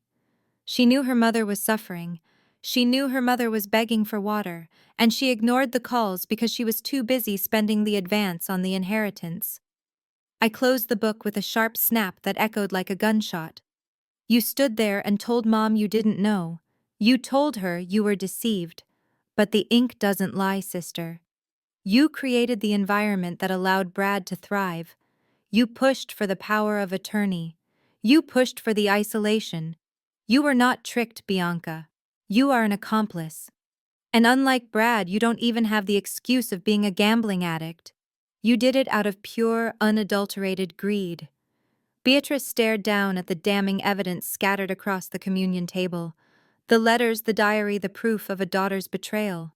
She did not look angry anymore. Anger implies passion, and passion implies a connection. Instead, her face settled into the stony, impenetrable expression of a judge delivering a final sentence. She closed the lid of the shoebox with a soft, final thud that sounded like a coffin latching shut. "For 35 years I have made excuses for you," she said, her voice dropping to a register so low and cold it made the air in the sanctuary feel thin. "I blamed your father for spoiling you. I blamed society. I blamed myself. I told myself that underneath the greed and the vanity, there was still the little girl I held in my arms. But looking at you now shivering in your expensive dress, I realize the truth. That little girl is gone, and I am done mourning her." Bianca opened her mouth to speak, to beg to offer one more lie, but Beatrice silenced her with a sharp, cutting motion of her hand. "Do not speak. You have lost the right to speak to me. As of this moment, you are dead to me. Not metaphorically, legally, financially, spiritually. On Monday morning, my attorney will file the paperwork to formally remove you from the family trust. You are being written out of the will. Your name will be struck from the deed of every property I own. You will not receive a penny. You will not receive a picture frame. You will not even receive a memory." Beatrice took a step closer, invading Bianca's personal space. Her eyes locked onto the diamond and pearl pendant resting against Bianca's collarbone. It was a vintage piece, passed down through 4 generations of Wilson women, a symbol of continuity and matriarchal power. "And I believe you are wearing something that does not belong to you," Beatrice said, extending her hand palm up. "That necklace was my grandmother's. It is reserved for the women of this family. Since you are no longer a member of this family, you will return it. Now." Bianca's hand flew to her throat, clutching the pearls protectively. "Mom, please," she whimpered, her voice barely a squeak. "Grandma gave this to me on my 16th birthday. It is all I have left. It belongs to a Wilson." Beatrice replied, her voice unyielding. "And as far as I am concerned, the only Wilson daughter standing in this room is Olivia. Take it off, Bianca. Do not make me ask the nice police officer to remove it as evidence of theft." The threat hung in the air. Bianca looked at the chief of police, who crossed his arms and stared back impassively. She realized she had no allies left. With shaking fingers, she fumbled with the delicate clasp at the nape of her neck. It took her 3 tries, her hands were trembling so violently. Finally, the latch gave way. The heavy necklace slid from her skin, pooling into a glittering pile in her palm. She held it out, tears streaming freely, now genuine tears of loss for the status she was surrendering. Beatrice plucked the necklace from her hand without touching her skin, as if avoiding contamination. She slipped the jewelry into her pocket without a second glance. "Now get out," Beatrice said, pointing her cane toward the open doors where the sunlight was blinding. "Leave this church. Leave my sight. And if I ever see you on my doorstep again, I will not call a priest. I will call the hounds. Go." Bianca stood there for a second, stripped of her husband, her inheritance, her jewelry, and her name. She looked at the sea of faces, former friends who now looked at her with disgust. She let out a choked sob, turned on her heel, and ran. She ran past the empty pews, past the cold soup, past the wreckage of her life, and disappeared into the bright, unforgiving world outside. Beatrice watched her go, then turned to me. She didn't smile, but her shoulders relaxed, the heavy weight finally gone. "It is done," she whispered. "Now let us go get some real food. I am starving." The heavy wooden doors thudded shut, sealing Bianca's wails outside. The silence that returned to the banquet hall was thick with tension, the kind that hangs in the air after a violent storm. The remaining guests shifted uncomfortably in their seats, eyeing the exits, unsure if they were witnessing a crime scene or a miracle. Beatrice Wilson did not let the confusion linger. She surveyed the room with the critical eye of a general inspecting the troops after a battle, her gaze sweeping over the clusters of terrified social climbers and the few genuine faces scattered among them. She tapped her cane against the marble floor, a sharp double click that commanded immediate attention. Now she announced, her voice brisk and devoid of sentimentality. "We need to do a little housekeeping." She pointed her cane directly at the table near the front, where Brad's crypto investor friends were huddled, looking like deer caught in headlights. "You gentlemen in the shiny suits, the ones who came here to network over my coffin, the free bar is closed. Your investment just left in handcuffs, and I suggest you follow him out the door before I ask the chief of police to run background checks on all of you." The men did not need to be told twice. They scrambled for their coats, knocking over chairs in their haste to escape the gaze of the formidable woman at the altar. Beatrice watched them flee, then turned her attention to the back corner. "Sarah," she called out. Aunt Sarah, who was trying to make herself invisible behind a large fern, froze. Beatrice walked slowly down the aisle until she was standing just a few feet away. Sarah tried to summon a smile, but it looked more like a grimace. "Beatrice. Honey, you were just leaving." Beatrice interrupted, her voice cutting like a knife. "I saw what you did to Olivia's dress. I saw you choose sides before my body was even cold. Olivia is the only reason you still have a roof over your head, Sarah.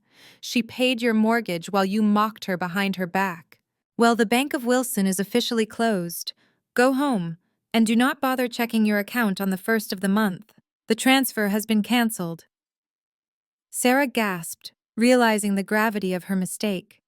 She looked to me for mercy, but I simply raised my glass of ice water in a mock toast. She gathered her oversized hat and scurried out the side door, followed by a stream of church mothers who realized their gossip train had just derailed. Within minutes, the room was empty of the parasites. The crowd had thinned from 200 to a modest 20. Left behind were the people who mattered: Keisha, the waitress, the kitchen staff, a few of Mom's old bridge partners who had sat quietly in the back, refusing to believe the lies, and the organist. Beatrice looked around at the small, loyal group and smiled. It was the first genuine smile I had seen on her face in years. It reached her eyes, crinkling the corners with warmth. "Well," she said, clapping her hands together, "now that we have taken out the trash, we can finally begin the real party." She turned to the catering manager, who was standing by the kitchen doors looking terrified. "Throw that cold soup in the garbage. I know there are 50 pounds of fresh shrimp and a prime rib roast back there because I paid for them myself. Open the ovens. Open the wine. And for heaven's sake, kill this funeral dirge." She looked up at the organist in the loft. "Do you know any Stevie Wonder, young man?"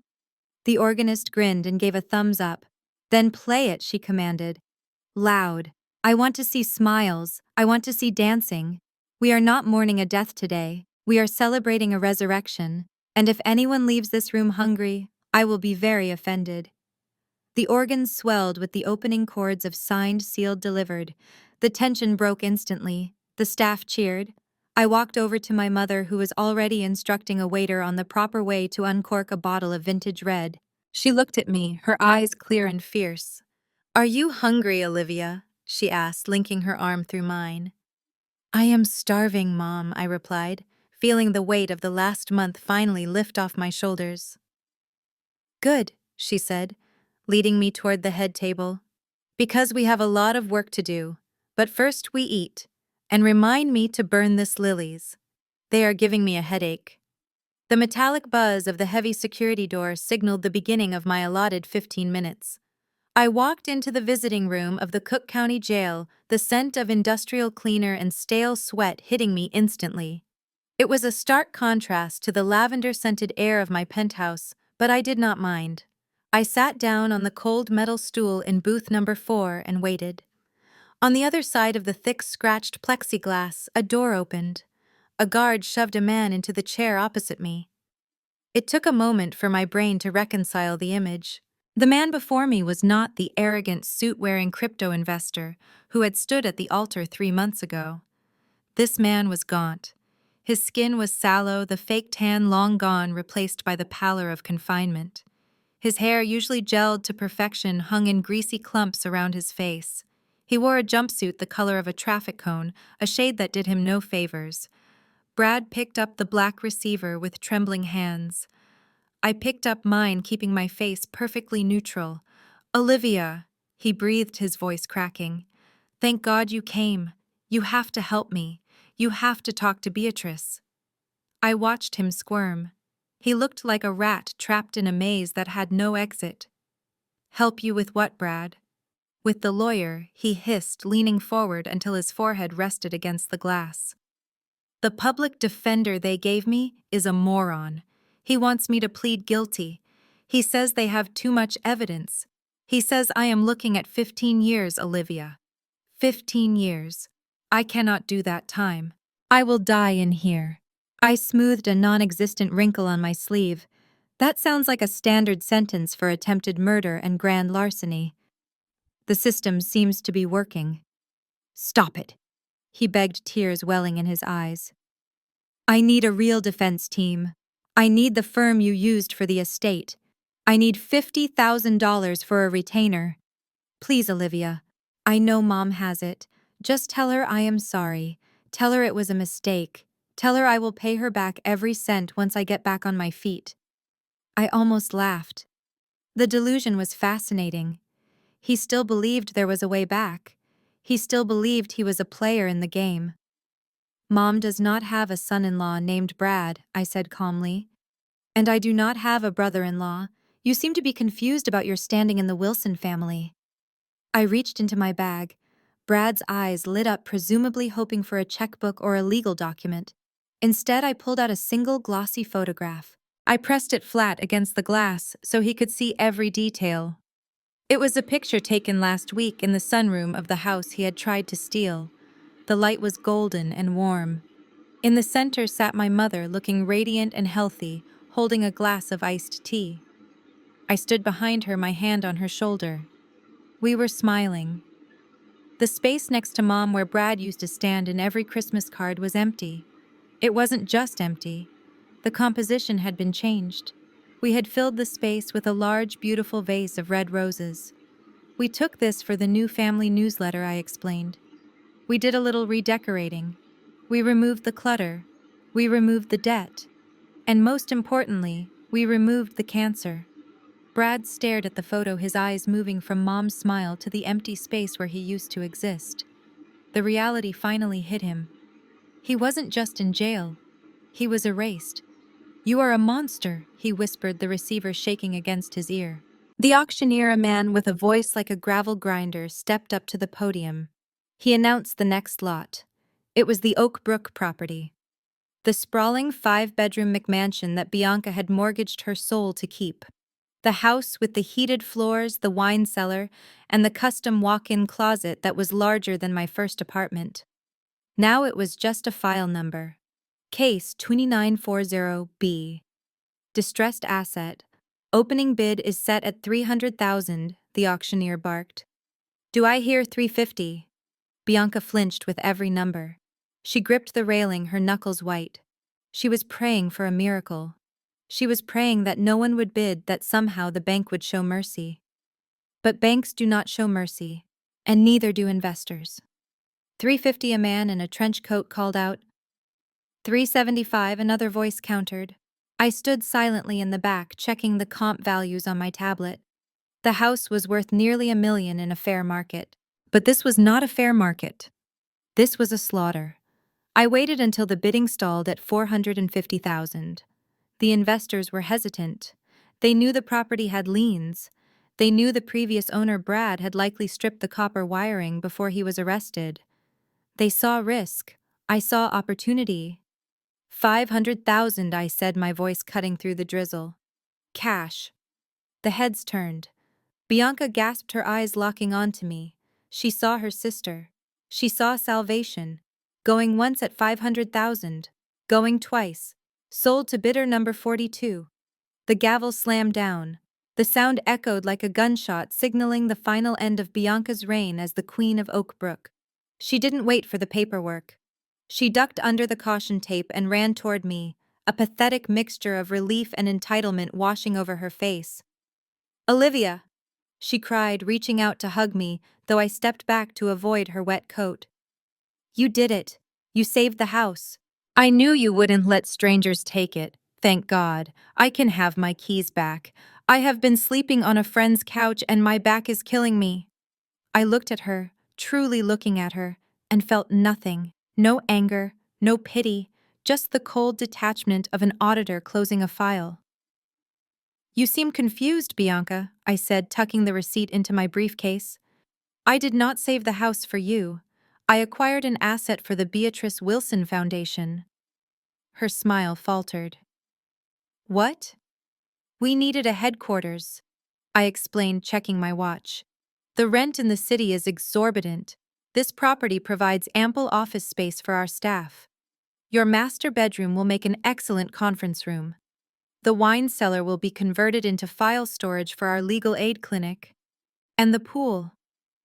We are filling it in to create a parking lot for the volunteers." Bianca stared at me, her mouth agape. "You are turning my home into an office." "It is not your home, Bianca. It is a tax write-off. And frankly, it is the first time that building will ever be used for something good. You can stop by if you want, but you will need an appointment. We are going to have very strict security. We cannot have unauthorized personnel loitering on the premises." I signaled for my driver, who pulled the black sedan up to the curb. I got in, leaving her standing in the rain, staring at the receipt in my hand as if it were a death warrant. She had wanted to live in luxury forever. Now her legacy would be shredded, repurposed, and used to help the very people she used to look down on. The fluorescent lights of the discount mart hummed with a headache-inducing frequency that seemed designed to drain the human spirit. At Register 6, the conveyor belt moved with a jerky mechanical whine. The woman standing behind the register did not look like the debutante who had once sipped champagne at the Peninsula Hotel.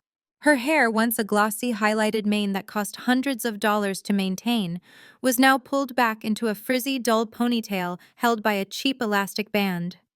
Her face was scrubbed clean of makeup, revealing the fine lines and tired circles that she used to hide behind layers of expensive foundation. Bianca wore a polyester vest that was 2 sizes too big, the fabric smelling faintly of stale onions. A name tag pinned crookedly to her chest read simply "Bianca" in generic block letters. There was no title, no status, just a name that no longer commanded respect in any room. "I told you the coupon is for the family size, not the personal size," a customer shrieked, waving a crumpled piece of paper in Bianca's face. "Can you not read? Is it that hard to do your job?" Bianca flinched. The customer was a woman in her 60s, wearing a tracksuit and looking for a fight over 50 cents. In another life, Bianca would have mocked this woman. She would have made a cruel joke to Brad and had security remove her. Now Bianca simply lowered her head, her face burning with a humiliation that had become her daily bread. "I am sorry, ma'am," Bianca mumbled, her voice rasping from an 8-hour shift of repeating the same phrases. "I will call the manager for an override. Please be patient." "Patient," the woman scoffed. "I have been standing here for 10 minutes while you fumble around. You are incompetent." Bianca swallowed the lump in her throat. She tapped the call button, her fingernails short, unpainted, and chipped, clicking against the plastic keys. She stared at the chewing gum display to avoid making eye contact with the line of impatient people building up behind the angry woman. That was when she saw it. It was tucked into the wire rack next to the tabloids and candy bars. Chicago Business Weekly. The cover was glossy and bright, a stark contrast to the gray misery of the checkout lane. And staring back at her from the front page were 2 women. On the left was Beatrice Wilson, looking fierce and elegant in a royal blue suit, holding her cane like a scepter. On the right was Olivia, wearing a sharp white blazer, smiling with a confidence that radiated off the page. The headline screamed in bold gold letters, "The Revival. How the Wilson Foundation is revolutionizing elder care and reclaiming a legacy." Bianca froze, Her hand hovered over the scanner. For a second, the sounds of the store faded. She looked at her mother and sister. They looked powerful. They looked happy. They looked complete. And they looked like they belonged to a world that Bianca could no longer even touch. She remembered the necklace. She remembered the house. She remembered the feeling of being the golden child. Now looking at the magazine, she realized she was not even a footnote in their story anymore. She was just a spectator standing on the wrong side of the velvet rope wearing a polyester vest. "Hey lady," the customer barked, snapping her fingers in Bianca's face. "Are you going to scan my peas, or are you going to stare at the magazines all day?" Bianca jumped, the reality of her life crashing back down on her. She quickly grabbed the bag of frozen peas, the cold plastic biting into her fingers. She looked away from the magazine, unable to bear the sight of the family she had thrown away for a husband who was currently rotting in a cell. "I am scanning it now," Bianca whispered, a tear escaping her eye and sliding down her cheek. She wiped it away quickly with her sleeve before anyone could see. She scanned the item. The machine let out a loud, harsh beep. It was the sound of her new life. "That will be $3.99, she said, keeping her eyes fixed on the register screen. She did not look at the magazine again. She couldn't afford to. The sunlight hitting the terrace in Positano was different from the light in Chicago. It was warmer, richer, and it did not carry the gray weight of obligation. I sat across from Beatrice Wilson, watching her devour a plate of truffle pasta with a ferocity that would have terrified the nutritionists at the nursing home. She paused only to take a sip of a Barolo that cost more than my first car. She looked out over the cliffside, the turquoise water of the Tyrrhenian Sea sparkling below us, and let out a sigh that wasn't about pain or exhaustion. It was pure, unadulterated contentment. She was wearing a wide-brimmed straw hat and oversized designer sunglasses, looking less like a retired schoolteacher and more like a Hollywood starlet on a secret getaway. The mahogany cane was leaning against the stone railing, forgotten. In the last 3 months, we had hit London, Paris, and now the Amalfi Coast. We had seen the opera in Vienna. We had shopped on Bond Street. We had done everything she had put off for 40 years because she was too busy saving every penny for a daughter who wanted her dead. "Mom," I said, reaching for the breadbasket, "do you want to rest this afternoon? We have been walking all morning and the hills here are steep." She lowered her sunglasses and looked at me with mock offense. "Rest. I spent 6 months resting in that godforsaken bed at Shady Pines, Olivia. I have had enough rest to last me an eternity. No. After lunch I want to rent that boat." The handsome young man at the concierge desk said the grottos are beautiful at sunset, and I intend to see them. I smiled, taking a sip of my sparkling water. This was the woman who had been hidden away. This was the spirit Brad tried to crush with sedatives and neglect. He had failed miserably. Every laugh she let out, every euro she spent, every new memory she made was a direct act of rebellion against the fate he had planned for her. She was not just surviving, she was thriving. She was reclaiming every stolen moment with compound interest. I watched her flirt harmlessly with the waiter as he cleared our plates, her Italian terrible but her charm undeniable. It occurred to me that for years I thought I was the successful one because I had the career and the penthouse. But watching Beatrice Wilson navigate her renaissance, I realized I was just learning how to live. She was the master. She had shed the dead weight of toxic loyalty and found that underneath she was still light as a feather. She caught me staring and reached across the table, patting my hand. Her grip was strong. The tremors were gone, banished by proper medication and the absence of stress. "Stop auditing me, Olivia," she teased, her eyes twinkling behind the dark lenses. "The books are balanced, the debts are paid, and the surplus is being invested right here." She pointed to the view to the wine to us. She was right. We were not running away from the past. We were running toward a future that finally belonged to us. I raised my glass to hers. "To the surplus," I said, "and to the best investment we ever made." She clinked her glass against mine, the sound ringing out clear and true over the ocean, the perfect closing note to a long, dark chapter. The bright, warm memory of the Italian sun dissolves, replaced by the cool, glittering skyline of Chicago at night, visible through the floor-to-ceiling windows of my penthouse. The rain is tapping a gentle, rhythmic beat against the glass, a stark contrast to the chaos of the storm I orchestrated 3 months ago. I am back on the velvet sofa, where this story began, the same spot where I first plotted the destruction of my brother-in-law. The room is quiet now. It is a peaceful silence, not the heavy, suffocating silence of secrets, but the light, airy silence of a ledger that has been perfectly balanced. I pick up the glass of wine from the coffee table.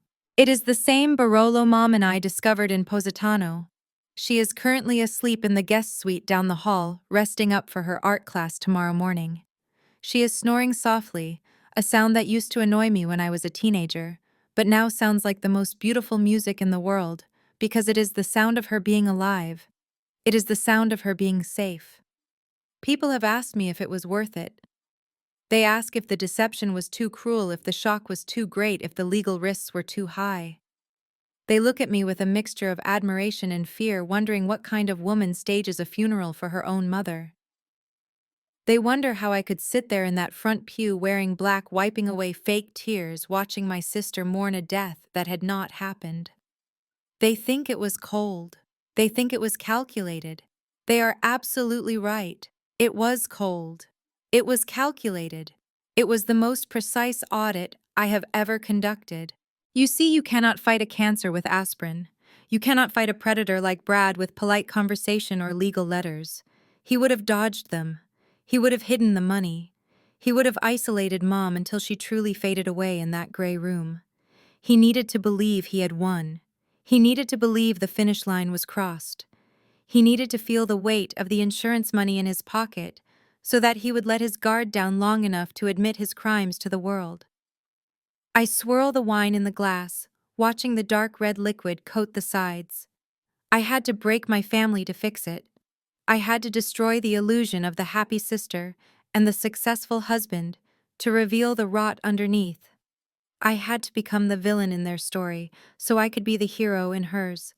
And looking at the peace in this apartment tonight, looking at the freedom my mother now enjoys, I would do it again. I would do it twice.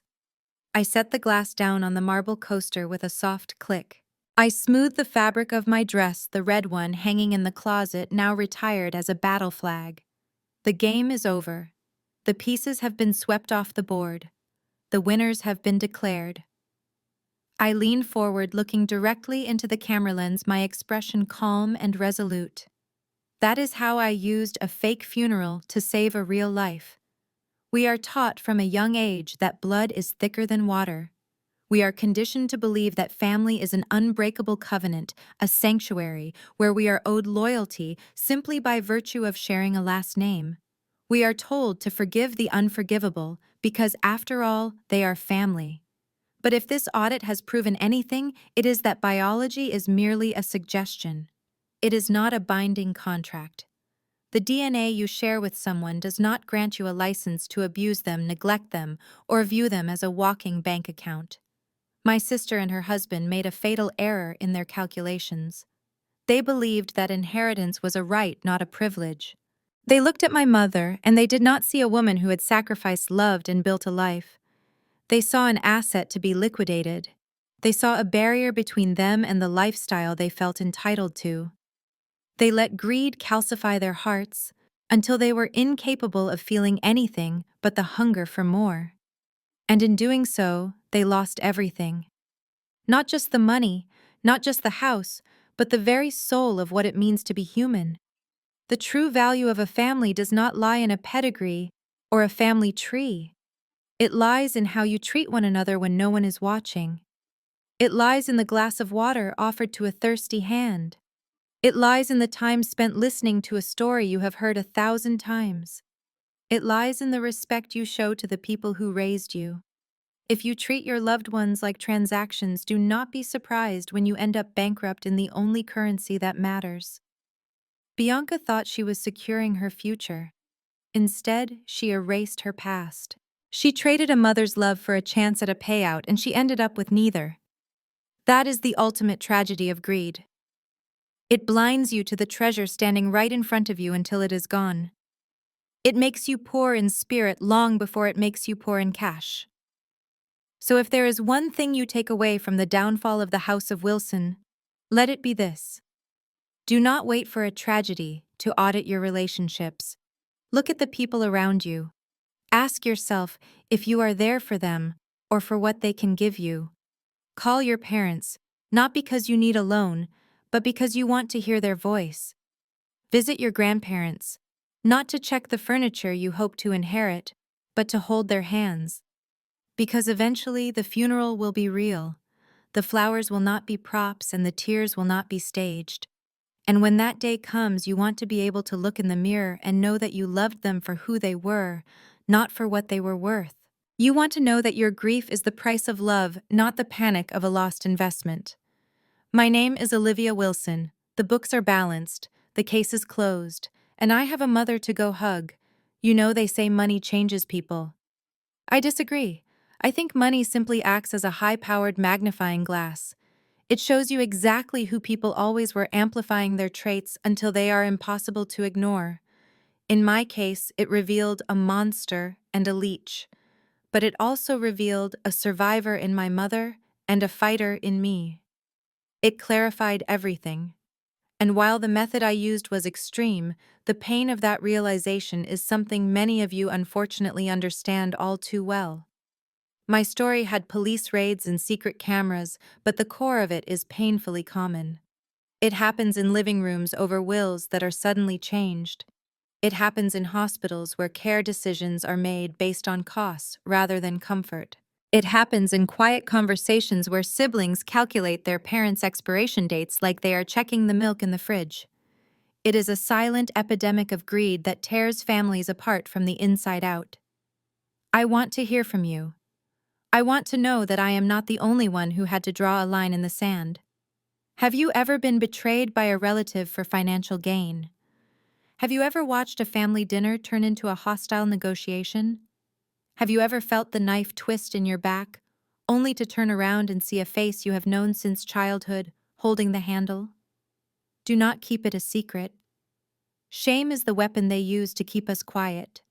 They bank on the fact that we will be too embarrassed to talk about the theft, the manipulation, and the hurt. Well, we are breaking that silence today. Go to the comment section below and share your story. Let it out. You might find that your experience is not as isolated as you think. We can build a community here, a place where we support the black sheep who are actually the only honest ones in the flock. And if you enjoyed watching justice be served, if you found satisfaction in seeing the wicked finally pay their tab, then make sure you are part of this channel. Hit that subscribe button. Turn on the notifications.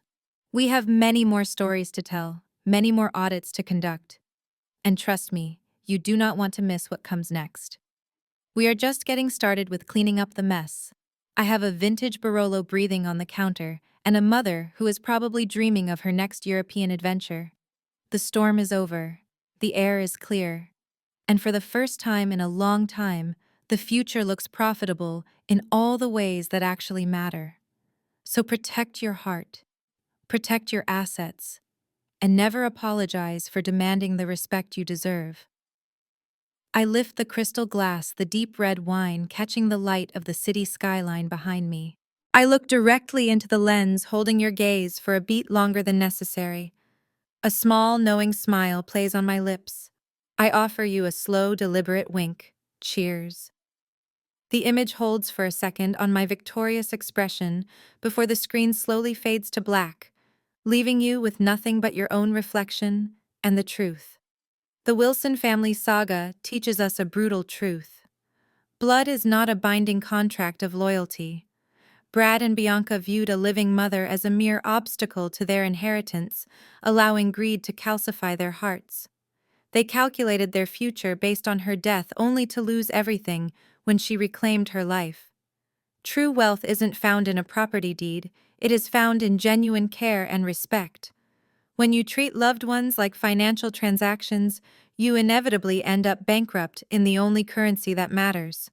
Don't let money cost you your soul. Hit subscribe if you agree that justice is the best dish served cold.